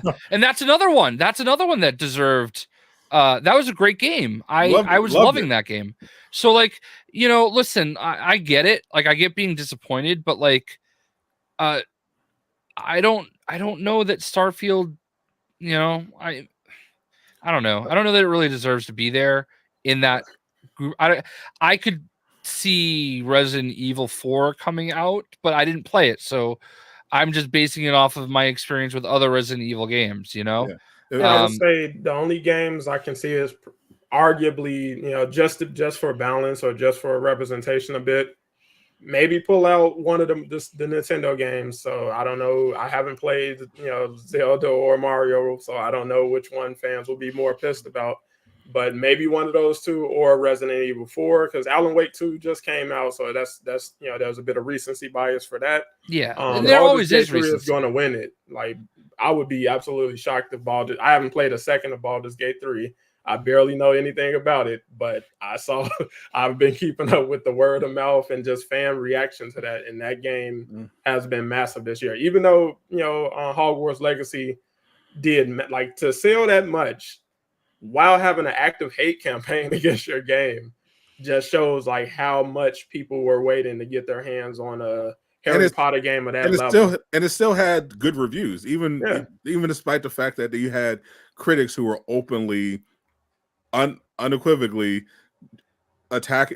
giving the game low scores intentionally because of the connection to J.K. Rowling, blatantly doing so, and it still managed to get a higher review score than even Starfield. So even if you want to take one of the games away, it would make sense. Like Hogwarts Legacy should be there. Hi-Fi Rush is an Xbox game that was rated higher than Starfield again. So it's like, yeah, it's a fun game too. Like, look at it from this standpoint. Like, even if we did, jump through hoops to get Starfield included, is not going to win. Like, there's no version of this where Starfield comes out on top. So it's like we're really fighting a losing battle on both sides. And then with Hogwarts Legacy, they're not trying to get canceled. They're not trying to have any major negative, hate going towards the Game Awards because of the inclusion of that game specifically. Because the people who are hating that game specifically are super weird. They're attacking friends, family, relatives. Anybody who showed anything positive for that game, you were automatically on the wrong side of their radar. So it's like they didn't want any of that, and they're like, Xbox hate, we can handle that. We don't care about that. I will say a lot of people seem to disappear though once it finally came out and was selling through the roof. Yeah, man, because there's nothing you can say there. Like I've occasionally see like the amount of cope was just absolutely ridiculous. Like they spent all that energy trying to get this game boycotted, and then when they saw it had the opposite effect, it was like, whoa, okay. And then a few months later, I saw occasional tweets like, oh, see, Hogwarts Legacy, look how many concurrent players on Steam it has now. 6 months later, was it worth it? And it's like 15,000 people playing a single player game 6 months later. I'm like, it's not a dunk. like that's not. Yes, obviously it doesn't have the peak concurrence that it had at launch because it's a single player game. That didn't release additional content. Why would it have the same amount of players still play? Like, that's insane. Like, but literally anything they can latch onto to try to make themselves feel better about the fact that this game made over $1 billion just in the first 3 weeks, and J.K. Rowling is getting a very fat royalty check. they'll do anything to try to make themselves feel better. But there's nothing you can do. Like, you tried, you failed. Like, it is what, like you got congratulations. You made sure at least that Hogwarts Legacy wasn't going to get nominated for any awards at the Game Awards. But honestly, if you went to the CEO of Warner Brothers and said, would you rather have a Game Award nomination or sell 15 million copies or 15 million copies in 3 weeks on this game, what are you taking? They're taking the Game Awards, like, because reality, it's silly that people care this much about these award shows, because we know they're all politics. We know they largely don't matter. Like, it doesn't matter how many nominations you get. It doesn't matter how many awards you win. It's not going to save your job. It's not going to make your game a profit. It's just the game journalists of it. Just justifying their picks. Like, the only reason people care about the Game Awards, and it's not completely irrelevant like all the other award shows, is because of the world premieres. That's what people actually go to the Game Awards for. They don't they don't care. I mean, I think people like kind of want to see people win. Only realistically, the main reason that people care about the Game Awards, other than the premieres and the trailers and everything like that, is for console war reasons. Like they want, like you have some people who generally care, but you have a lot of people that just want to see their game win or this game not win or get nominated because it's like, oh, see, see this game. I told you this game was better. Like it's nonsense. I was sad when Ghost of Tsushima didn't win Game of the Year. It should have. Yeah, but I knew it wasn't going to win because come on. What did that lose to? The Last of Us. Right. The Last of Us 2. Controversy there today. Yeah. There's always controversy around The Last of Us, but we all knew that game was going to win Game of the Year. We knew why. Like that's what I'm saying. Like it's not like there's really no reason to put stock into these awards because you know that it's not like fans are voting for these awards. Like it's a reflection of the biases of the creators, and they're not going to of the journalists, and they're not going to judge a game purely based on its merits. We know they gave The Last of Us that award because they wanted to send a FU message to all the people who were dunking on it, calling it woke. That's what it was. This was them defiantly saying screw you. It was a really good game. I mean, the story sucked, but it was a really good game otherwise. So it definitely deserved the nomination. It was technically brilliant. The gameplay was great, but yeah, Ghost of Tsushima was definitely the better game, like without question. Yeah. I mean, yeah. And Ghost of Tsushima just kept getting better. Like it added the Legends mode on top of that. I think the most important question we got to ask is, will the Bill Clinton kid make another appearance at this year's awards? I saw like a fake tweet like with a quote from Jeff Keighley, and it was like, I actually have Secret Service there, and they are to shoot on site and something like that. Oh my god. That Bill Clinton, he's gotten actually more famous since then. I think he's like, that dude pops up everywhere. He's like all over YouTube Shorts now. When I was scrolling through, I rarely see the Bill Clinton kid doing random collabs with people. Still don't know his name, but Bill Clinton kid. That's what I mean, he wasn't at the last Keighley event. Keighley got there was some random person that a couple guys that ambushed Jeff Keighley on stage at the last event that he was hosting for. It was some GTA 6 guys. I think it was Summer Game Fest. I don't remember that. I was there. No, what was it? It might have been after Summer Game. It was one of those recent awards that Jeff Keighley was hosting, and they had these guys came on stage while Jeff Keighley was presenting, and were like GTA 6 whatever. And I don't remember that. I was there. Went off on them. Yeah, I was streaming that. Pretty sure it was summer. It was during the Summer Game Fest because I was streaming.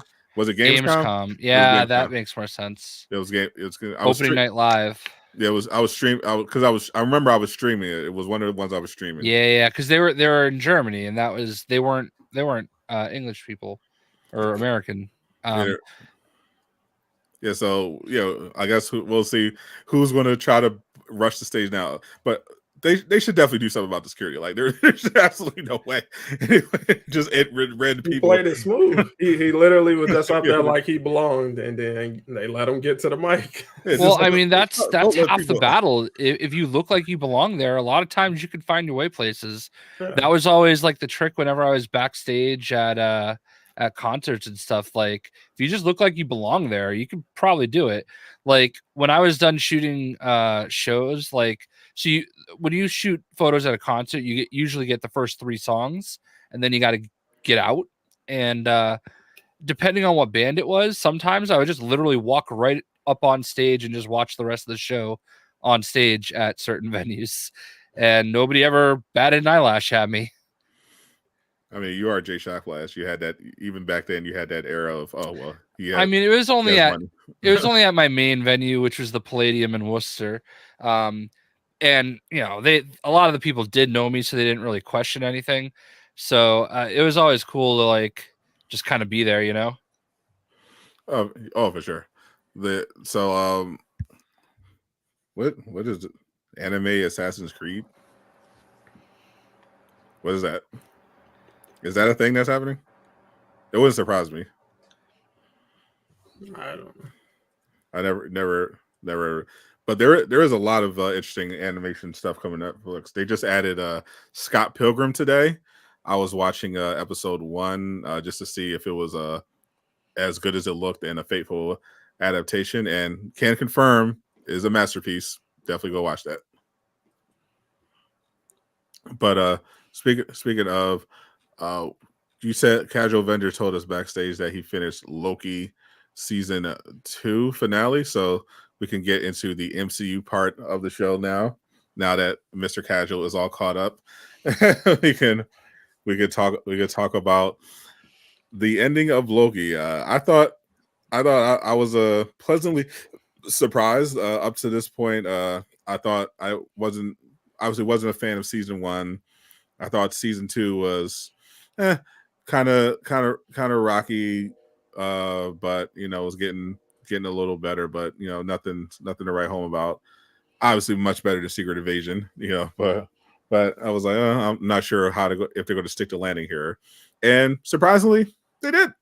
The MCU actually managed to get a Disney Plus show but without a terrible ending. I thought it was a pretty cool way to wrap up the series. It did Loki justice, and just the visuals, the set piece, that was a beautifully well done scene of Loki taking a throne, and credit where credit's due.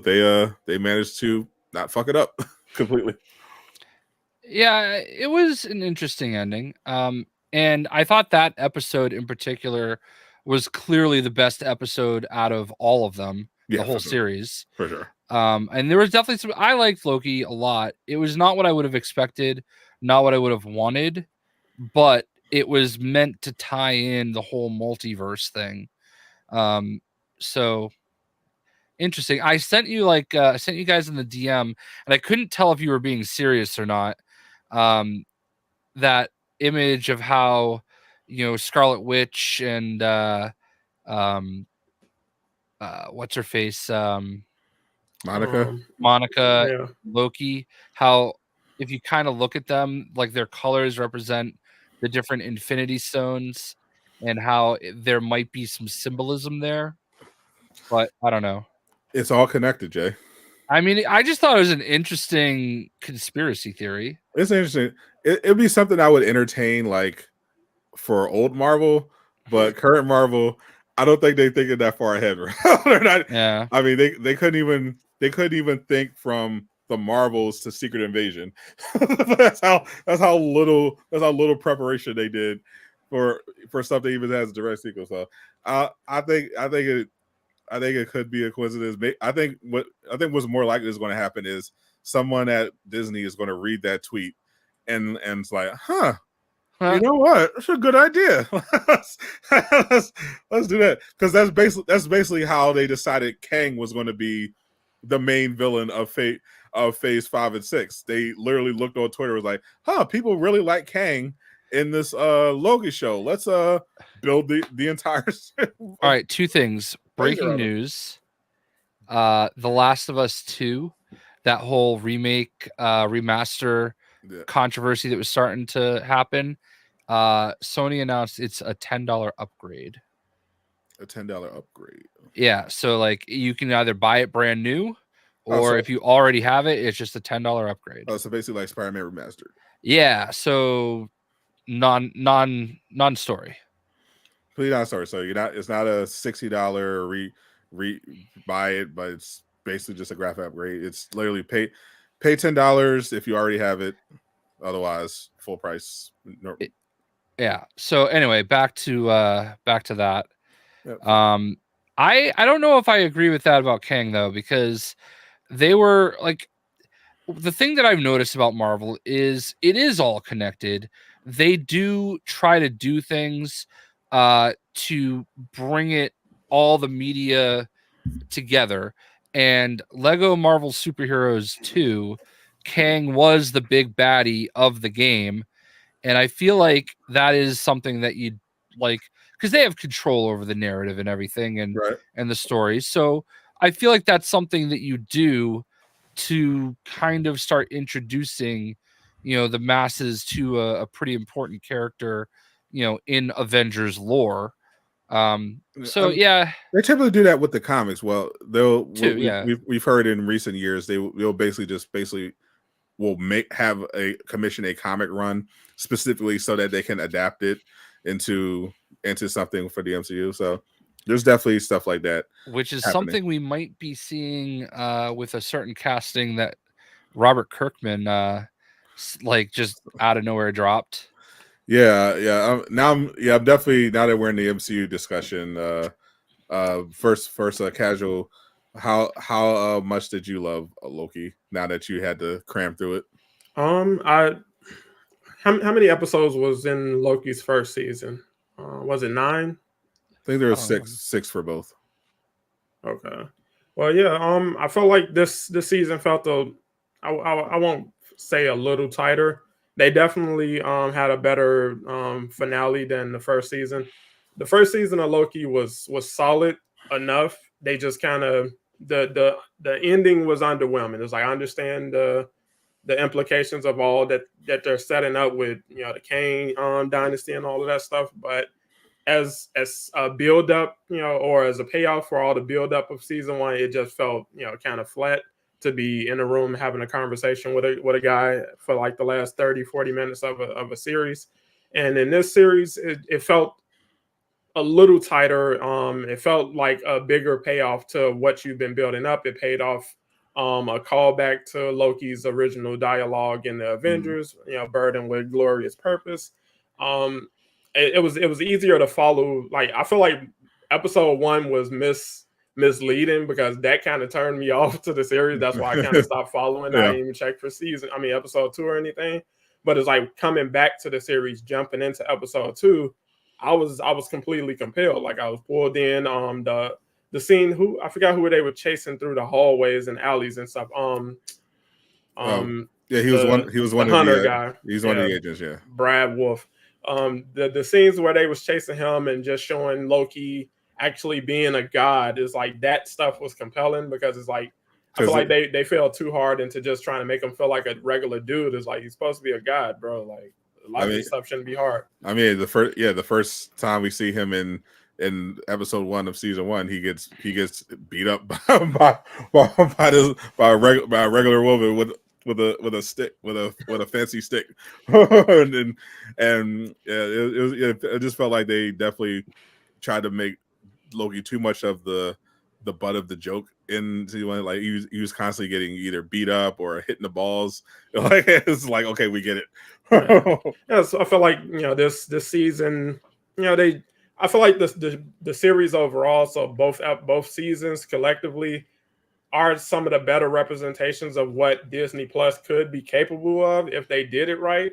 I feel like She-Hulk is a better representation of a connected Marvel universe being represented on a Disney Plus show. So you have all kind of characters popping up on that one series, where you don't really get that a lot in a lot of the other shows. That they feel really small and kind of isolated. And it's like, I feel like this is the perfect place to show off some of those characters from like movies like Shang-Chi or the Eternals, where these people aren't going to be showing up for another couple of years at the least.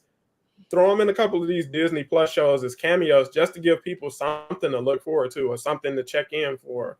Because the only other show that did that really for, if you don't count What If, is like Hawkeye, where it had, but that was maybe a problem of them just throwing just too much shit at the wall.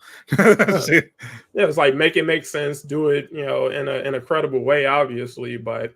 Loki just felt like they knew exactly what they wanted to do and what they wanted the takeaway to be from this season. So you still have the setup for stuff with Kang, but you also told a very personal character story for Loki individually. And it's honestly been some of the best writing they've had in, I can't even call it like, I don't know what the last MCU project was that I would say the writing was really.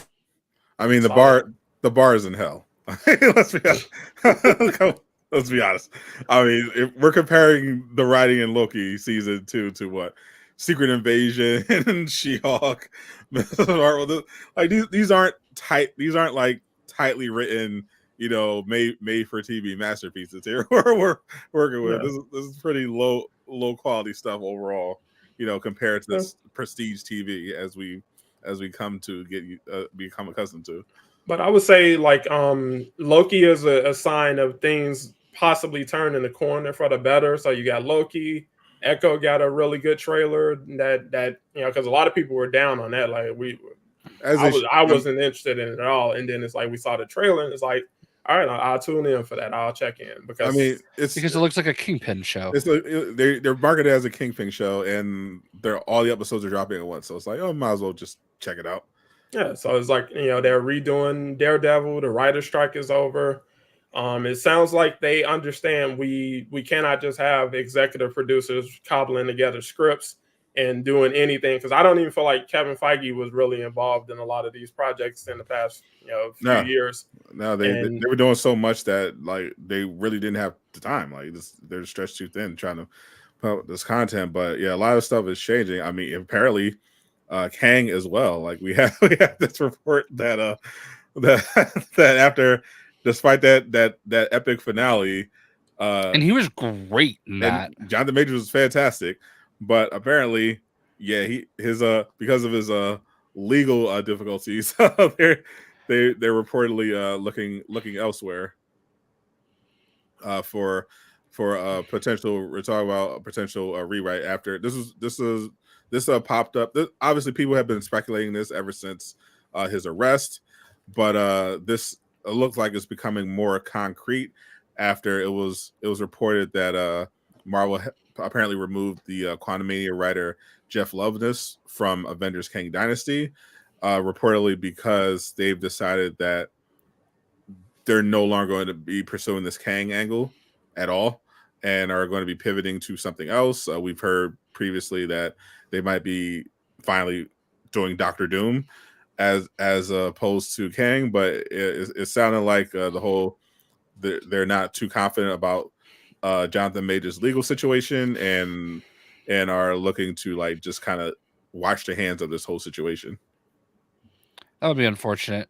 I really like Jonathan Majors, and it really seems like that whole thing, not to make light of domestic violence issues, but it really seems like it was two adults that had a bad time and both did things to each other. And I think he would have been fine just going about his life, and she seems spiteful. So I'm not even sure. I haven't seen the latest updates from the original arrest. From the evidence that we saw, it looked like it was going to be in his favor, but then there was reportedly another domestic incident that happened overseas that was brought into it. So it looks like, and then there have been accusations of misconduct towards Jonathan Majors' team. So it looks like all this is unfortunately just going to have to get settled in the trial. But until that happens, it's kind of just all over the place, and it's just constantly bad press for Marvel. And they just don't want to be involved. Yeah, it's unfortunate. I think about the Trevor Bauer situation with the LA Dodgers. I don't know if you followed this at all. All-star Cy Young award-winning pitcher. I actually because I actually saw this pop up on my feed. He was the pitcher.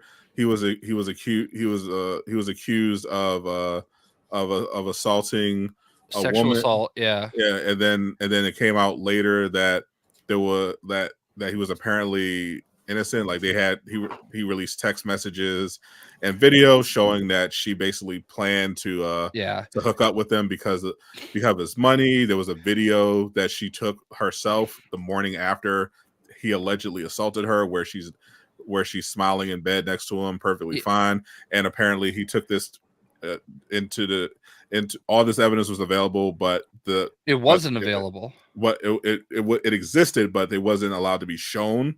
because they were just, the system was just so heavily biased against him. Right, and not only that, it was not until he decided to sue her, and that stuff had to go into discovery, that they found that like literally everything got dropped, and they ended up settling out of court. And he ended up like, she got nothing, like zero, and he didn't take anything either, except for the ability to release any evidence that he chose to. So he literally got suspended by Major League Baseball for over a season because of this. And then when his suspension was up, the Dodgers, who had signed him to a massive contract, just outright dumped him. And he ended up pitching in Japan last year, and pitched extremely well, and is probably going to come back to the Major League Baseball this year if someone will take him. But like, I think about his situation where he aggressively maintained his innocence, and I think that was part of the turnoff from a lot of people. And plus, you're dealing with women's rights groups and stuff like that, and like, they just immediately, believed her. And like, when you see the stuff that he did release, it's disgusting. Like, she absolutely set him up for this express purpose of trying to make money off of him. And apparently, like, she is just a straight up jock sniffer. Like, she is bounced around from many different ball players.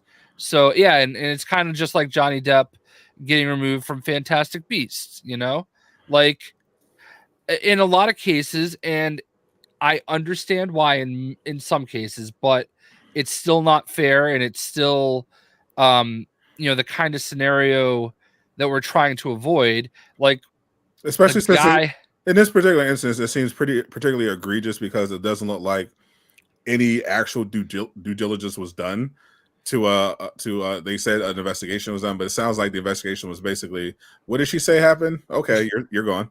And that was just the end of it. Whereas if they had done a thorough investigation, it seems to me that he shouldn't have been suspended at all.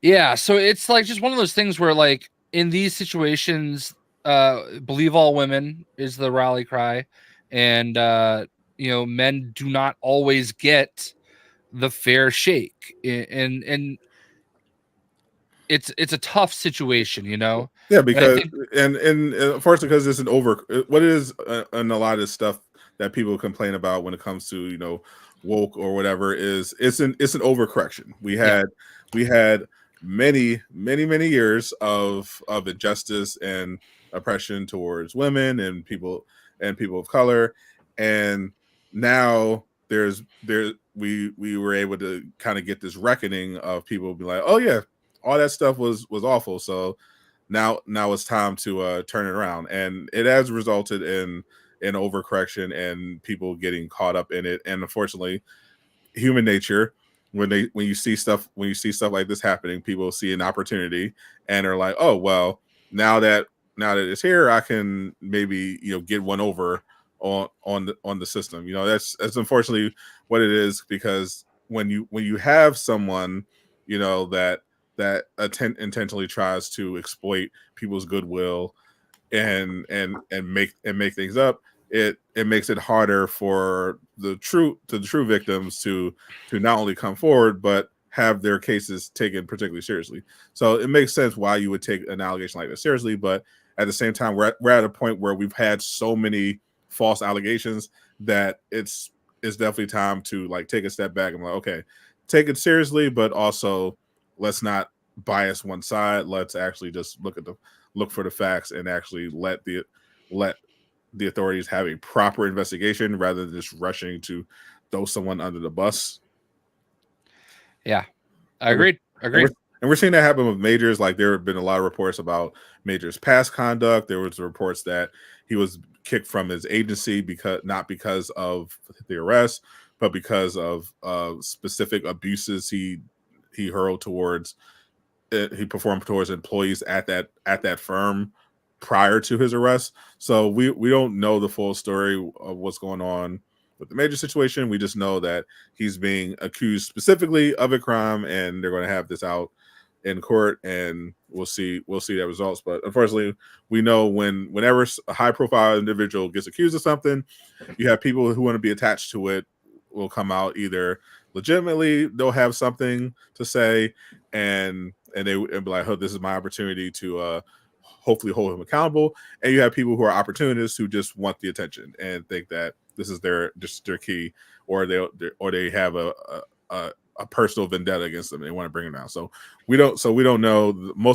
From what I've seen, most of the allegations against majors, there's been actually no actual evidence presented other than the stuff that he's specifically being accused of in the court, which is the incident in Europe and the incident that happened in New York. So that's what he's being judged for now. And I think that's the basis on that Marvel is basically deciding whether or not they want to have him in the MCU anymore, because it's not like they're opposed to having controversial, figures in the MCU. I mean, look at Robert Downey, look at Jeremy Renner.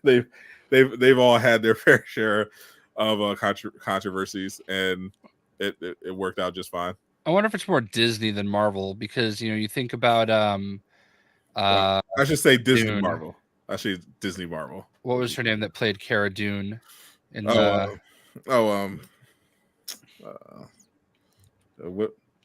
Damn, what? I can't remember her name now. Cara Dune.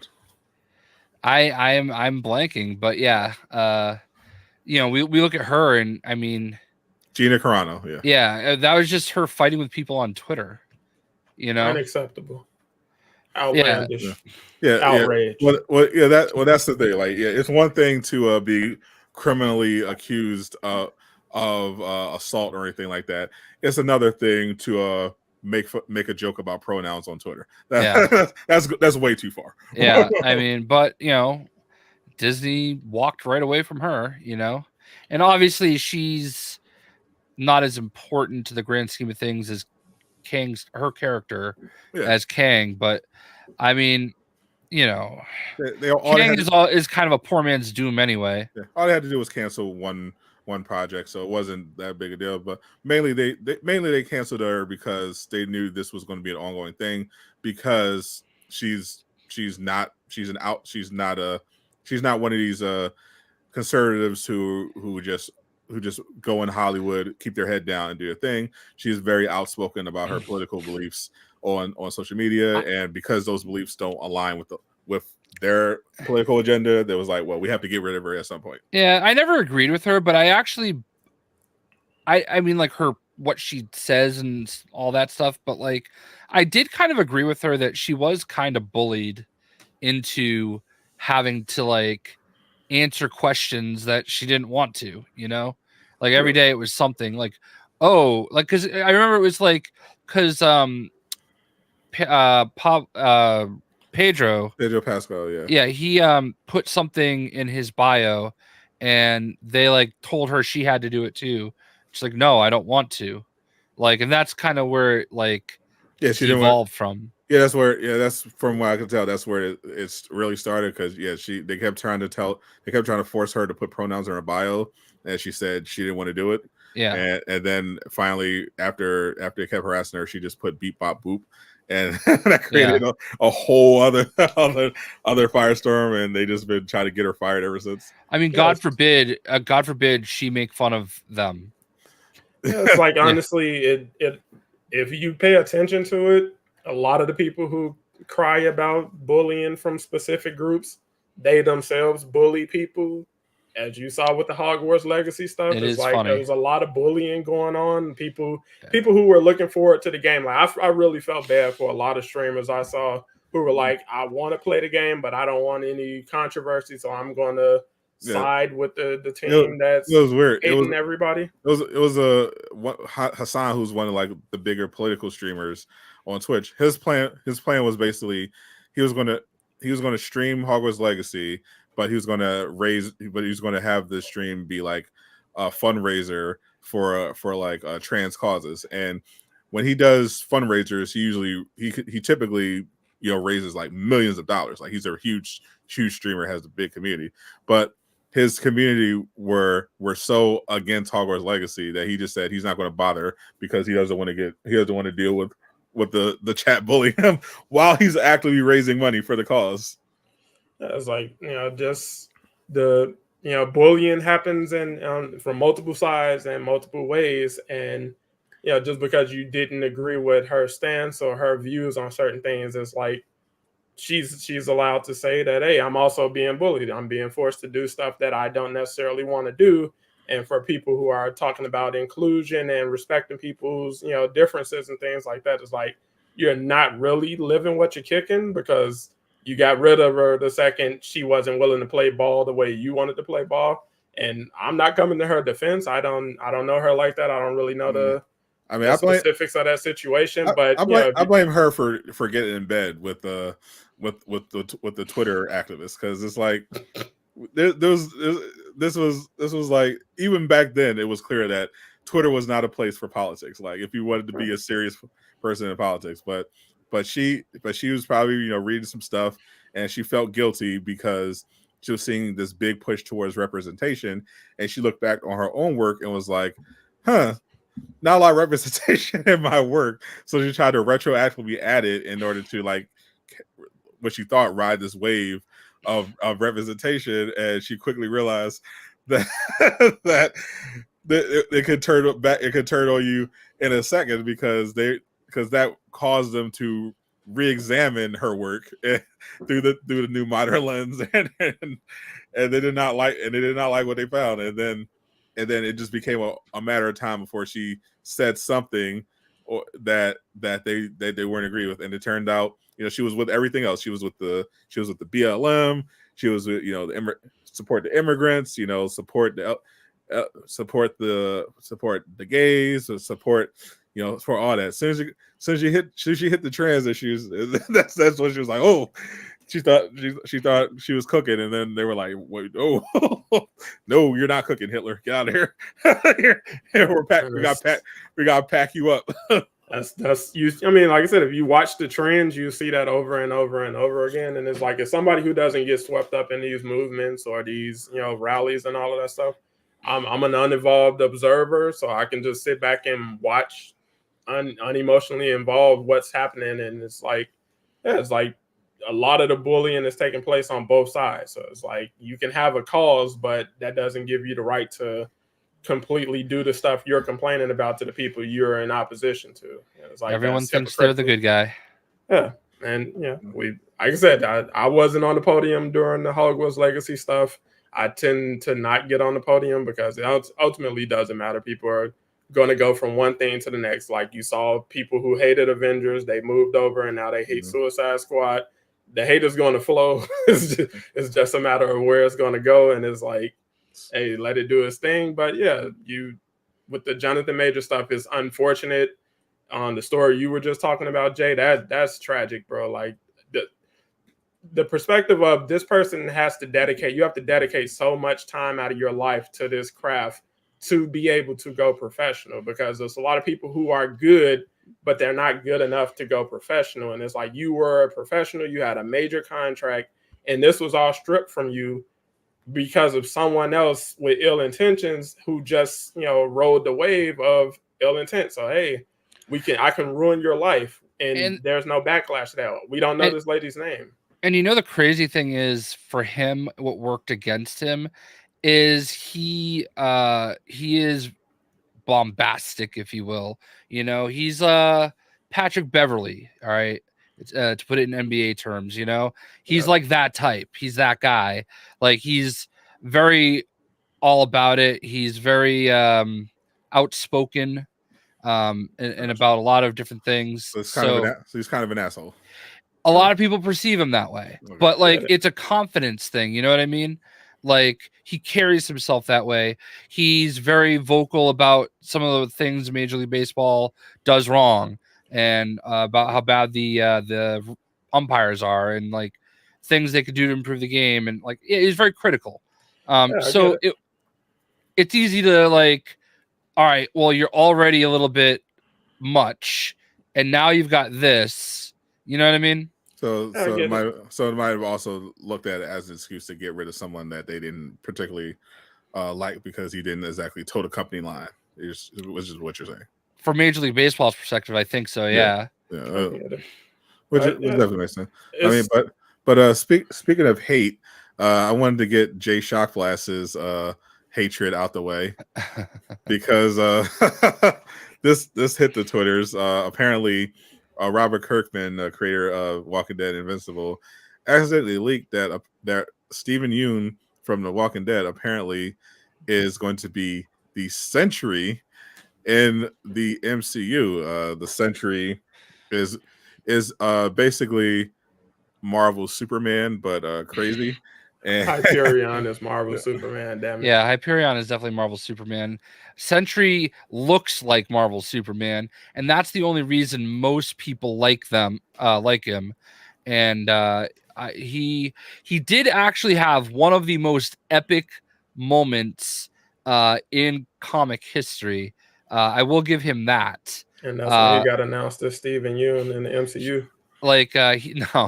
He during Civil War, I think it was, or just after Civil War, it was like the Dark Avengers. He was one of the Dark Avengers, part of Norman Osborn's crew, and he literally ripped Ares in half. Like, it's one of the most epic scenes in comic history. Like, they literally show him just rip him in half. It was insane. But other than that, completely forgettable. There it is right there. The Murphy's Multiverse Evil Superman, fourth picture. That's not the on the bottom below it. Right there. Oof. Yeah, that looks like something from Invincible. Yeah, but like you can see everybody just kind of looking at it. But that's like the only moment that like he really had. I mean, he fought the Hulk to a standstill during World War Hulk, so he has that. He got a couple feats. I don't like the character that much. I'm more about Hyperion, but he does have a couple feats. Nova ended up killing him, so that's all that matters. But here's the thing, okay? Like, it's funny how you can, like, there are certain castings that you can complain about and certain castings that you just can't, okay? And this is going to fall under one of the cans. Good actor. I think you'd make a great character in, that's Wolverine, like, grossed out by it. I think you would make a great character in the Marvel Universe and everything, but, like, very clearly not the Sentry in any capacity. Okay, like the Sentry obviously ripped, number one. All right, and it doesn't matter. I'm old enough to remember when they cast Iman Vellani as Miss Marvel, and when they cast America Chavez, that there were people that ripped the casting because they weren't brown enough. No, because one wasn't Pakistani. And the other wasn't an alien that got adopted and moved to Cuba, or not Cuba, Puerto Rico. They also were mad because America Chavez wasn't brown enough. Yeah, well, I mean, she's Mexican though, right? But she's darker in the comics. Yeah, well, and they did the same thing with Alexandra Shipp when she was cast as Storm. Like, she wasn't black enough, she was too light skinned. Like, so it's weird to me that like these castings aren't good enough because of very specific reasons. But when it comes out to be another character, it's like, oh, this is great. I like that guy. You know what I mean? Well, yeah, it doesn't matter. Well, because it doesn't matter. Like, because representation matters, Jay. The way it works is when it comes to the casting of a character of color, you have to be 100% accurate down to the ethnic makeup of their DNA. But like Aman had to be Pakistani or else not good enough. Exactly. But when it comes to a character who is white, well, it doesn't matter. You can literally just swap them with anyone. You can make them a woman, you can make them black. It doesn't matter. It makes total sense. That's how that works. But it's not even just that though. Here's one. Are you guys familiar with Boss Logic? Yeah. Okay. So he did an art piece because obviously we got the Fantastic Forecasting starting to come out, and he did something. Hold on. What's Sentry's real name? Is Robert what? What was that? Name? The Sentry, his real name in the comics. Robert who? Oh, I can't remember. Let's see. Shame on you, Jay. All right. So Robert Reynolds. Bob Reynolds. That's what it is. Here it is. This is the tweet. But what if Pedro Pascal is actually Dr. Doom? Okay. And somebody actually, I don't know where the hold on, I gotta find somebody actually basically said to him, no, there's no way you can cast someone as Dr. Doom and have them not be Romani. Yeah, it's been a lot of that lately. Here it is. Victor Von Doom is Romani. How much do you people who are Romani or in general Doom fan have to beat this into you thick ass skulls? You know, there's a few of them like that. So like you can only cast somebody that's Romani as Dr. Doom is apparently what people are coming at him with. And it was just a fan casting picture. And that's kind of the first case I've seen of there being so much pushback on like somebody like Pedro Pascal being possibly cast as Dr. Doom. You know what I mean? No, I've been seeing this more and more. It depends on it. It's only when it's the casting of ethnic character. Like there were people who started turning on the Scarlet Witch casting because they didn't cast with the exact heritage of Wanda in the comics. And we saw when they were casting live action Moana, there was pushback. Big pushback against some of the casting choices because they didn't have the exact ethnic background. And I just don't understand that. I feel like it's like close to, if you look the part, right, that's good enough. Like I'm sorry that like the perfect Miss Marvel isn't of Pakistani origin, but that was that looked right. It made sense. And that's the logic they're operating under. Like that's why they went with Steven Yeun for yeah. Well, even Boss Logic was like, "Oh, somebody's getting retconned." Didn't know Thor was Australian, exactly. But like, even like almost all the Spider-Men are British. Yeah, they're not from New York. Not the real Spider-Man. The real Spider-Man is and none of them have spider powers. Right. Yeah, I feel like the best actor should get the job. That's how it should go. Like if the ethnicity of the character is actually important in terms of how they look, yeah, try to work within those bounds. Otherwise, just find the best person for the role. Like there were people who were on Twitter, being babies about Chuck Wooji being cast as the High Evolutionary, and saying, "Oh, here we go with the race swap." And I'm like, he's a fucking alien. It doesn't matter. It doesn't matter who's playing him. And it turns out he was the best actor for the job because he absolutely ate every scene he was in. I'm glad you brought that up. That would be my example of another MCU project in recent time that has had solid writing for it outside of Loki. Yeah. James Gunn, who's now on the DC side. I don't know, man. I just think that like, I just feel like there's got to be another character for him. See, that are you saying that's not your Sentry, Jay?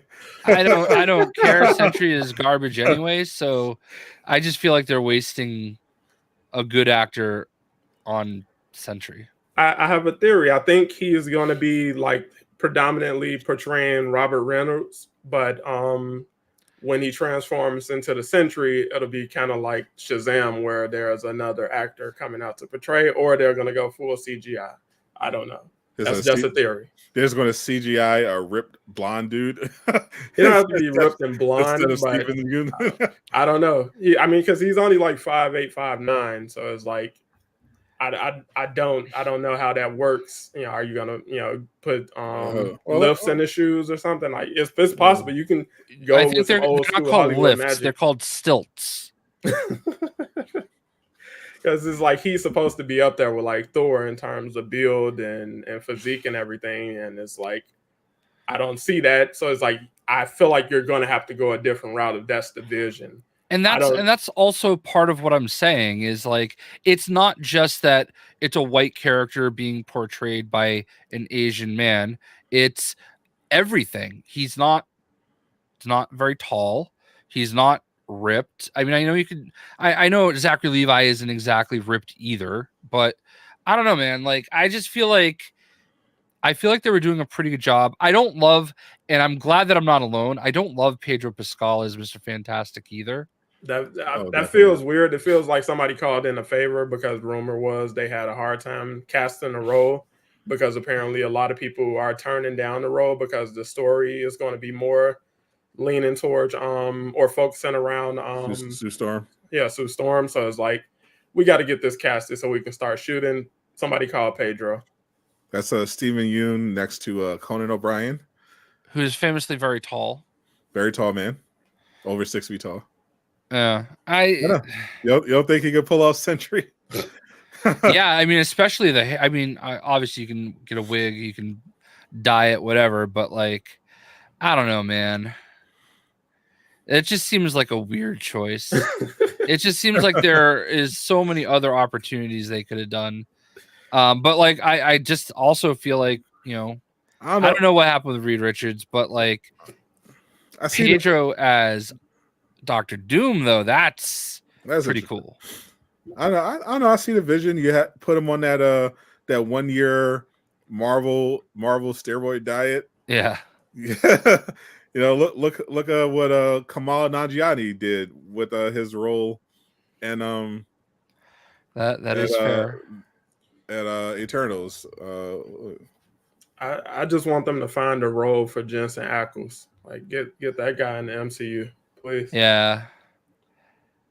I don't know what you do with him. I don't know who you cast him as, but I feel like it has to be a place for him over there. Yeah. You make a good Cyclops. I'm pretty partial towards Cyclops, so I'm a little more. Yeah. Put Steven Yeun on the Kamal Nanjiani diet. I would buy him more as Sentry than Steven Yeun. Yeah, but not just because of the body, like just in general. Yeah, but that was after he went on that MCU program. You're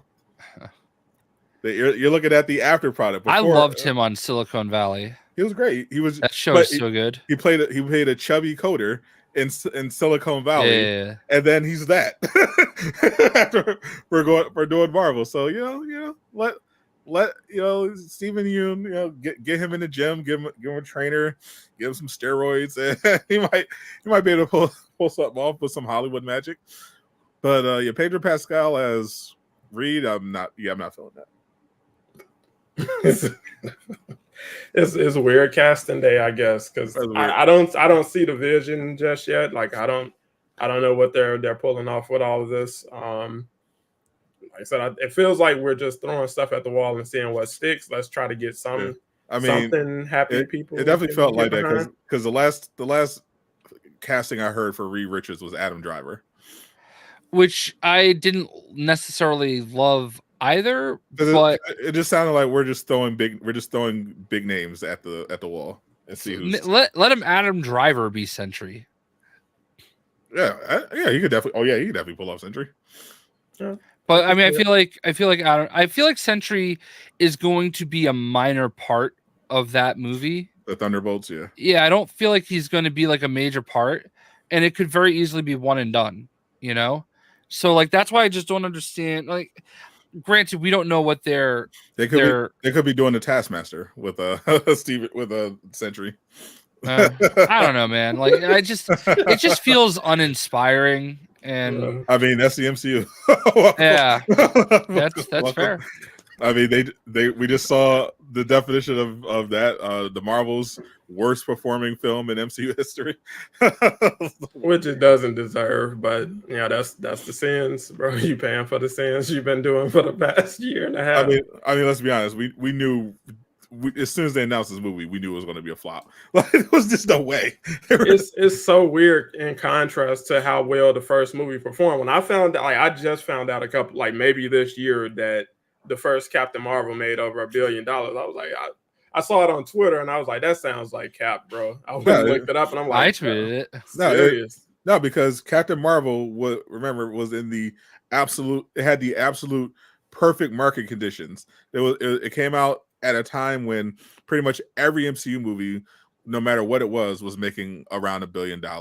It was sandwiched right in between the two biggest MCU movies in history, Infinity War and Endgame, and it was marketed as this big event film that was going to lead directly into Endgame. And then on top of that, it had the extra promotion from all the backlash towards Brie Larson. So you had people that wanted to see it to spite them. You know, it got a lot more extra attention. So it had all these market conditions in its favor, guaranteeing that it was going to be a hit. And then when you take all those market conditions away, well, you see it happen. Now you don't have that momentum. You don't have there's not a big movie that preceded it from Marvel. There's nothing. It's literally just the entire movie is just basically marketed around Captain Marvel, the character, and two other characters that most people have never heard of, unless they were really into Disney Plus. The low performance of this honestly just exposed a lot of the empty lip service that a lot of people perform, behind these kind of projects. So, it's a female director, female-led cast. You spent money on Barbie movie. Not even half of you showed up for this movie. Yeah, they did. So it's like you're making more noise online than you did in the movie theater because you didn't pay to go see that movie. I mean, this is pretty much a standard thing, which is why people have been saying like Marvel should just drop. They should all just drop this Twitter politics nonsense and just stick to making stuff that customers want. Because you put all this stuff. You put all this stuff out to pander towards this one very small demographic, and they're going to Yas Queen all over Twitter, but none of them are actually going to buy the book. Like we're seeing all these comic books with these big covers that generate controversy. They all flop. No one buys them because none of the activists who promote them, the real ones anyway, because we know that these studios are literally paying to have bot accounts and or people run interference. But the ones who actually are virtue signaling, they're just doing it for the attention. They just want to look like they're activists and are promoting a good cause. They're not actually buying the books. Like you have all these people they'll call you a misogynist on Twitter for not liking the Marvels or not supporting the Marvels, but they're not going to see it themselves because they don't care. Yeah. I've got the perfect character for Steven Yeun. Sunfire. Especially since we're getting X-Men.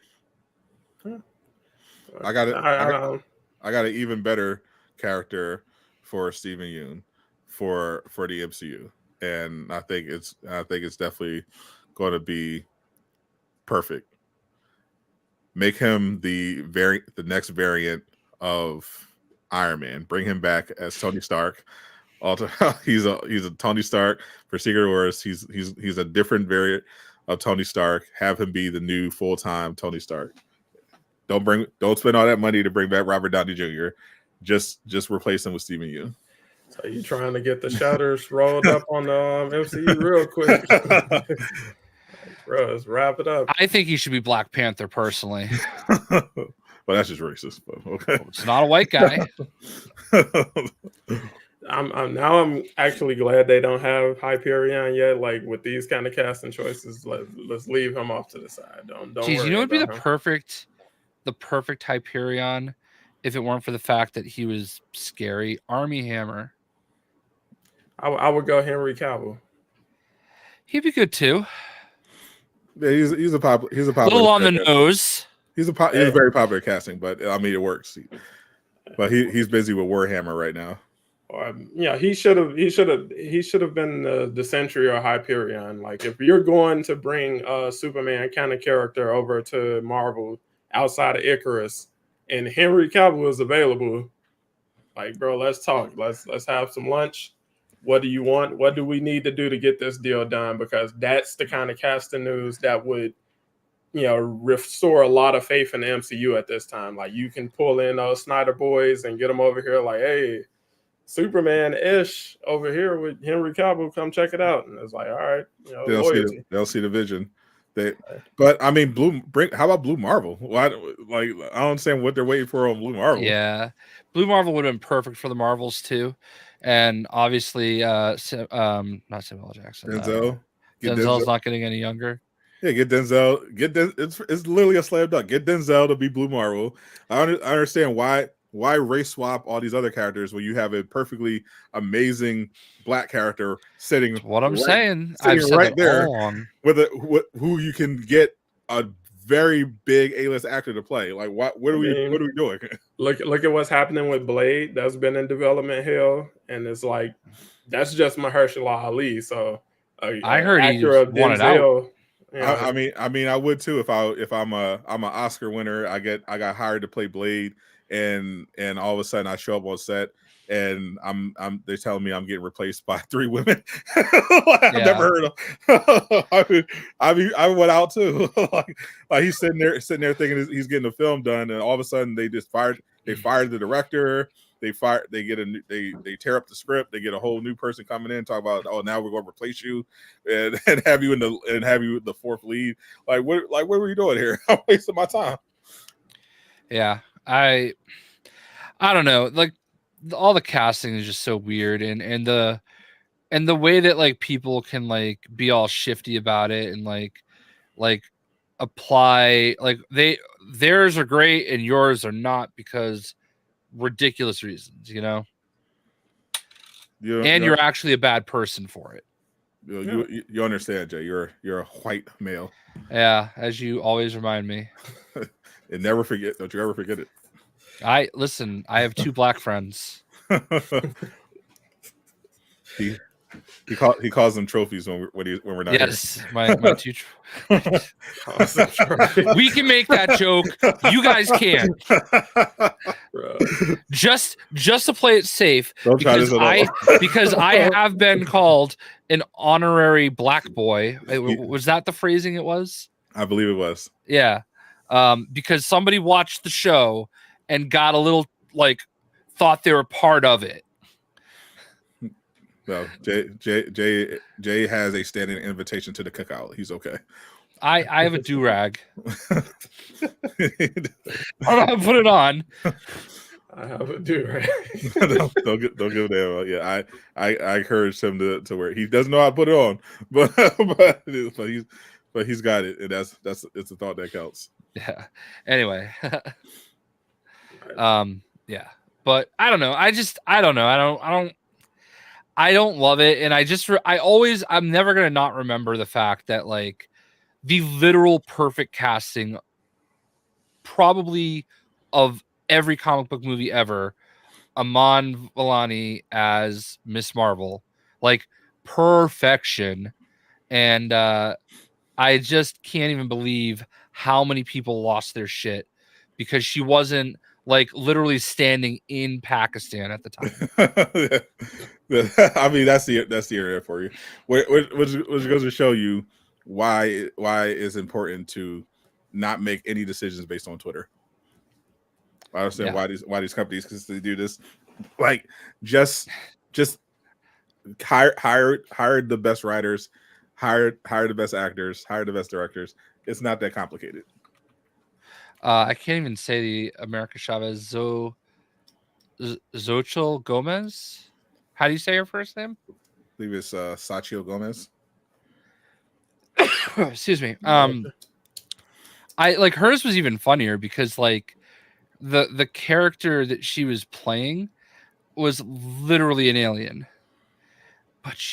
but she got adopted by Puerto Rican moms. I'm like, okay, but she's not Puerto Rican. so she relocated. You're saying she's from like this world where there's only women in outer space. Like, yes. she's not from Earth. I can't believe that Sochi. Okay, I can't believe that Sochi Gomez was cast as this alien woman. She's not even alien. How dare they? Yeah. I'm not particularly worried about it. I'm hoping. Well, we'll see. I'm thinking. I think the Thunderbolts movie. I choose to believe the Thunderbolts movie is otherwise going to be good because it has the writer of Beef behind it, and Beef was an excellent show. So I'm choosing to believe that the movie is going to not be another MCU disaster, and that by then they'll have taken enough L's to be like, okay, well, because the fact that they hired that writer shows that they are understanding the central problem, which is that they need to stop trying to coast on the MCU name and start taking these projects seriously by hiring proper talent. What's slated to come out? I know Deadpool and Echo are pretty much it for next year. Yep. What are the first projects coming out in 2025? Well, I forgot X-Men 97. Yeah. X-Men 97, Echo, and Deadpool 3. And after that, I mean, you have Captain America 4. I heard that is like, which is doing terrible. Having some issues behind the scenes. But beyond that, I know Armor Wars is something that they've been talking about forever. That never seems to be going anywhere. Their Secret Wars and Kang Dynasty are apparently just being completely rewritten. There's the Thunderbolt, so there's Captain America 4, Thunderbolts, Blade if they ever get that shit off the ground. I think that was supposed to come out around that time too, right? But they had to completely rewrite it, so they're literally starting from ground zero. But the Ironheart show I think it's done, but they don't seem to be in a particular hurry to get it out there. Mm-hmm. Don't know the status of Agatha Harkness's show, but that doesn't seem like it'll make it out by 2025. It's pretty fuzzy once you start looking beyond 2024 for the MCU, because a lot of stuff is just getting overhauled or pushed back, or it has other stuff that's just kind of sitting there because they probably don't like. I know like they were holding Echo for a while because I know they feel like that's just going to flop. Like they have no confidence in that, and that's why they're heavily trying to market Kingpin. They probably have no faith in the Ironheart show, so they're trying to see what to do with that. Maybe Armor Wars could be something, but yeah, I don't know. It's pretty fuzzy.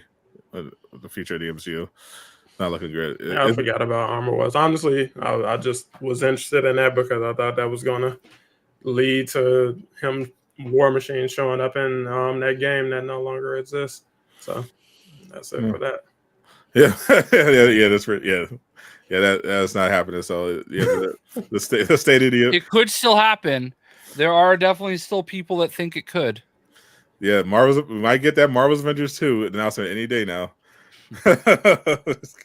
It won't be from the Embracer Group. I'll tell you right now. The only thing happening in the Embracer Group is that they're firing more people. Apparently, they already fired 900 people, and they said they're going to fire more coming up. Like, holy shit! It doesn't sound like they're embracing people over there. They are embracing failure right now. That definitely needs a documentary at some point.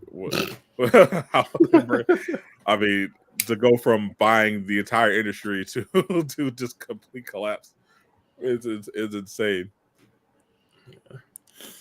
I mean that is and I mean we're in November now. Speaking of Embracer Group, and they still Crystal Dynamics still hasn't revealed Tomb Raider, which they're overdue for. Literally, The Game Awards. Literally overdue. They if it's not the Game Awards, I mean, that's a problem. It's got to be at the Game Awards, right? Like they Something. can't, I got no skin in that game. they can't not announce Tomb Raider. They can't not have anything at for Tomb Raider, right? Like as much money as Amazon's spending on, they have to have something, right? In December, like what are you doing? You're gonna get a Perfect Dark update. Yeah, Perfect Dark. That's obviously that's in development hell. That we're never seeing that one, but at least the Tomb Raider they gotta have something. we gotta hear something about that at some point.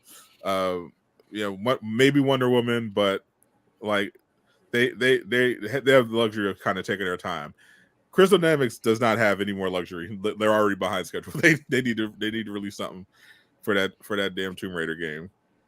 A lot of the other games taking their time, but we know Suicide Squad is all in right now, so we're probably gonna get that trailer at the Game Awards for Suicide Squad. But Wonder Woman, I would probably expect to see something. It seems far enough along. I have not heard anything. So basically, the games that were revealed 2 years ago, I think have the best chances of getting like something at the Game Awards. So the Skydance Media, Black Panther, Captain America game, and Wonder Woman. Knights of the Old Republic. Yeah, KOTOR Remake, both revealed trailers 2 years ago. So we should definitely get an update. The Game Awards officially announcing that the KOTOR Remake is canceled. It is not being made any longer. I pour one out for him. Mm-hmm. It was fun. It was fun while it lasted all of a couple years, but it looks like that hope is gone. But there should be plenty of other stuff to see. I'll be streaming that live on my channel, of course. Looking forward to seeing Baldur's Gate 3 win Game of the Year, and everyone pretend to be surprised. I'm hoping they show off some a preview of the Elden Ring DLC. I'm desperate for that. Yeah. Oh yeah. I forgot you're an Elden Ring enjoyer. It's legit. Yeah, I would definitely. Yeah, I would be surprised if there wasn't anything there for Elden Ring this year. Yeah. I feel like Elden Ring probably get some more Death Stranding too. I would expect. I know we're getting the Dragon's Dogma showcase next week from Capcom, so they're not going to wait for the Game Awards. But I'm hoping Jayshockblast has been tight-lipped about it, but that new DC game from WB Games Montreal, Jay won't tell me what it is. I literally don't know. Yeah, he tried to. I think he tried to tell me in Morse code one time, but I don't understand Morse code. Well, that seems awfully. It's some kind of phobic. More, yeah. I don't military phobic. I don't know. Just pick a phobia. You got it. So it is, but hopefully it's a Superman game, so people can stop asking for a Superman game. Well, I will say this: when I was at WB Games Montreal, Caboose and Uncaged Games were hardcore pitching a Superman game, and whoever was the head of the studio at the time isn't there anymore. So they're Ubisoft. So there you go. Ubisoft Superman game confirmed. Yeah. Well, he might have also taken my Batman Ninja idea with him. Yep, there you go. Batman Ninja and Superman coming to Ubisoft. The announcement's coming. Expect that in the next few years. There we go. Because there's a lot of shakeups at WB Games Montreal. Yeah, makes me wonder, what the plans are over there. Well, we'll see.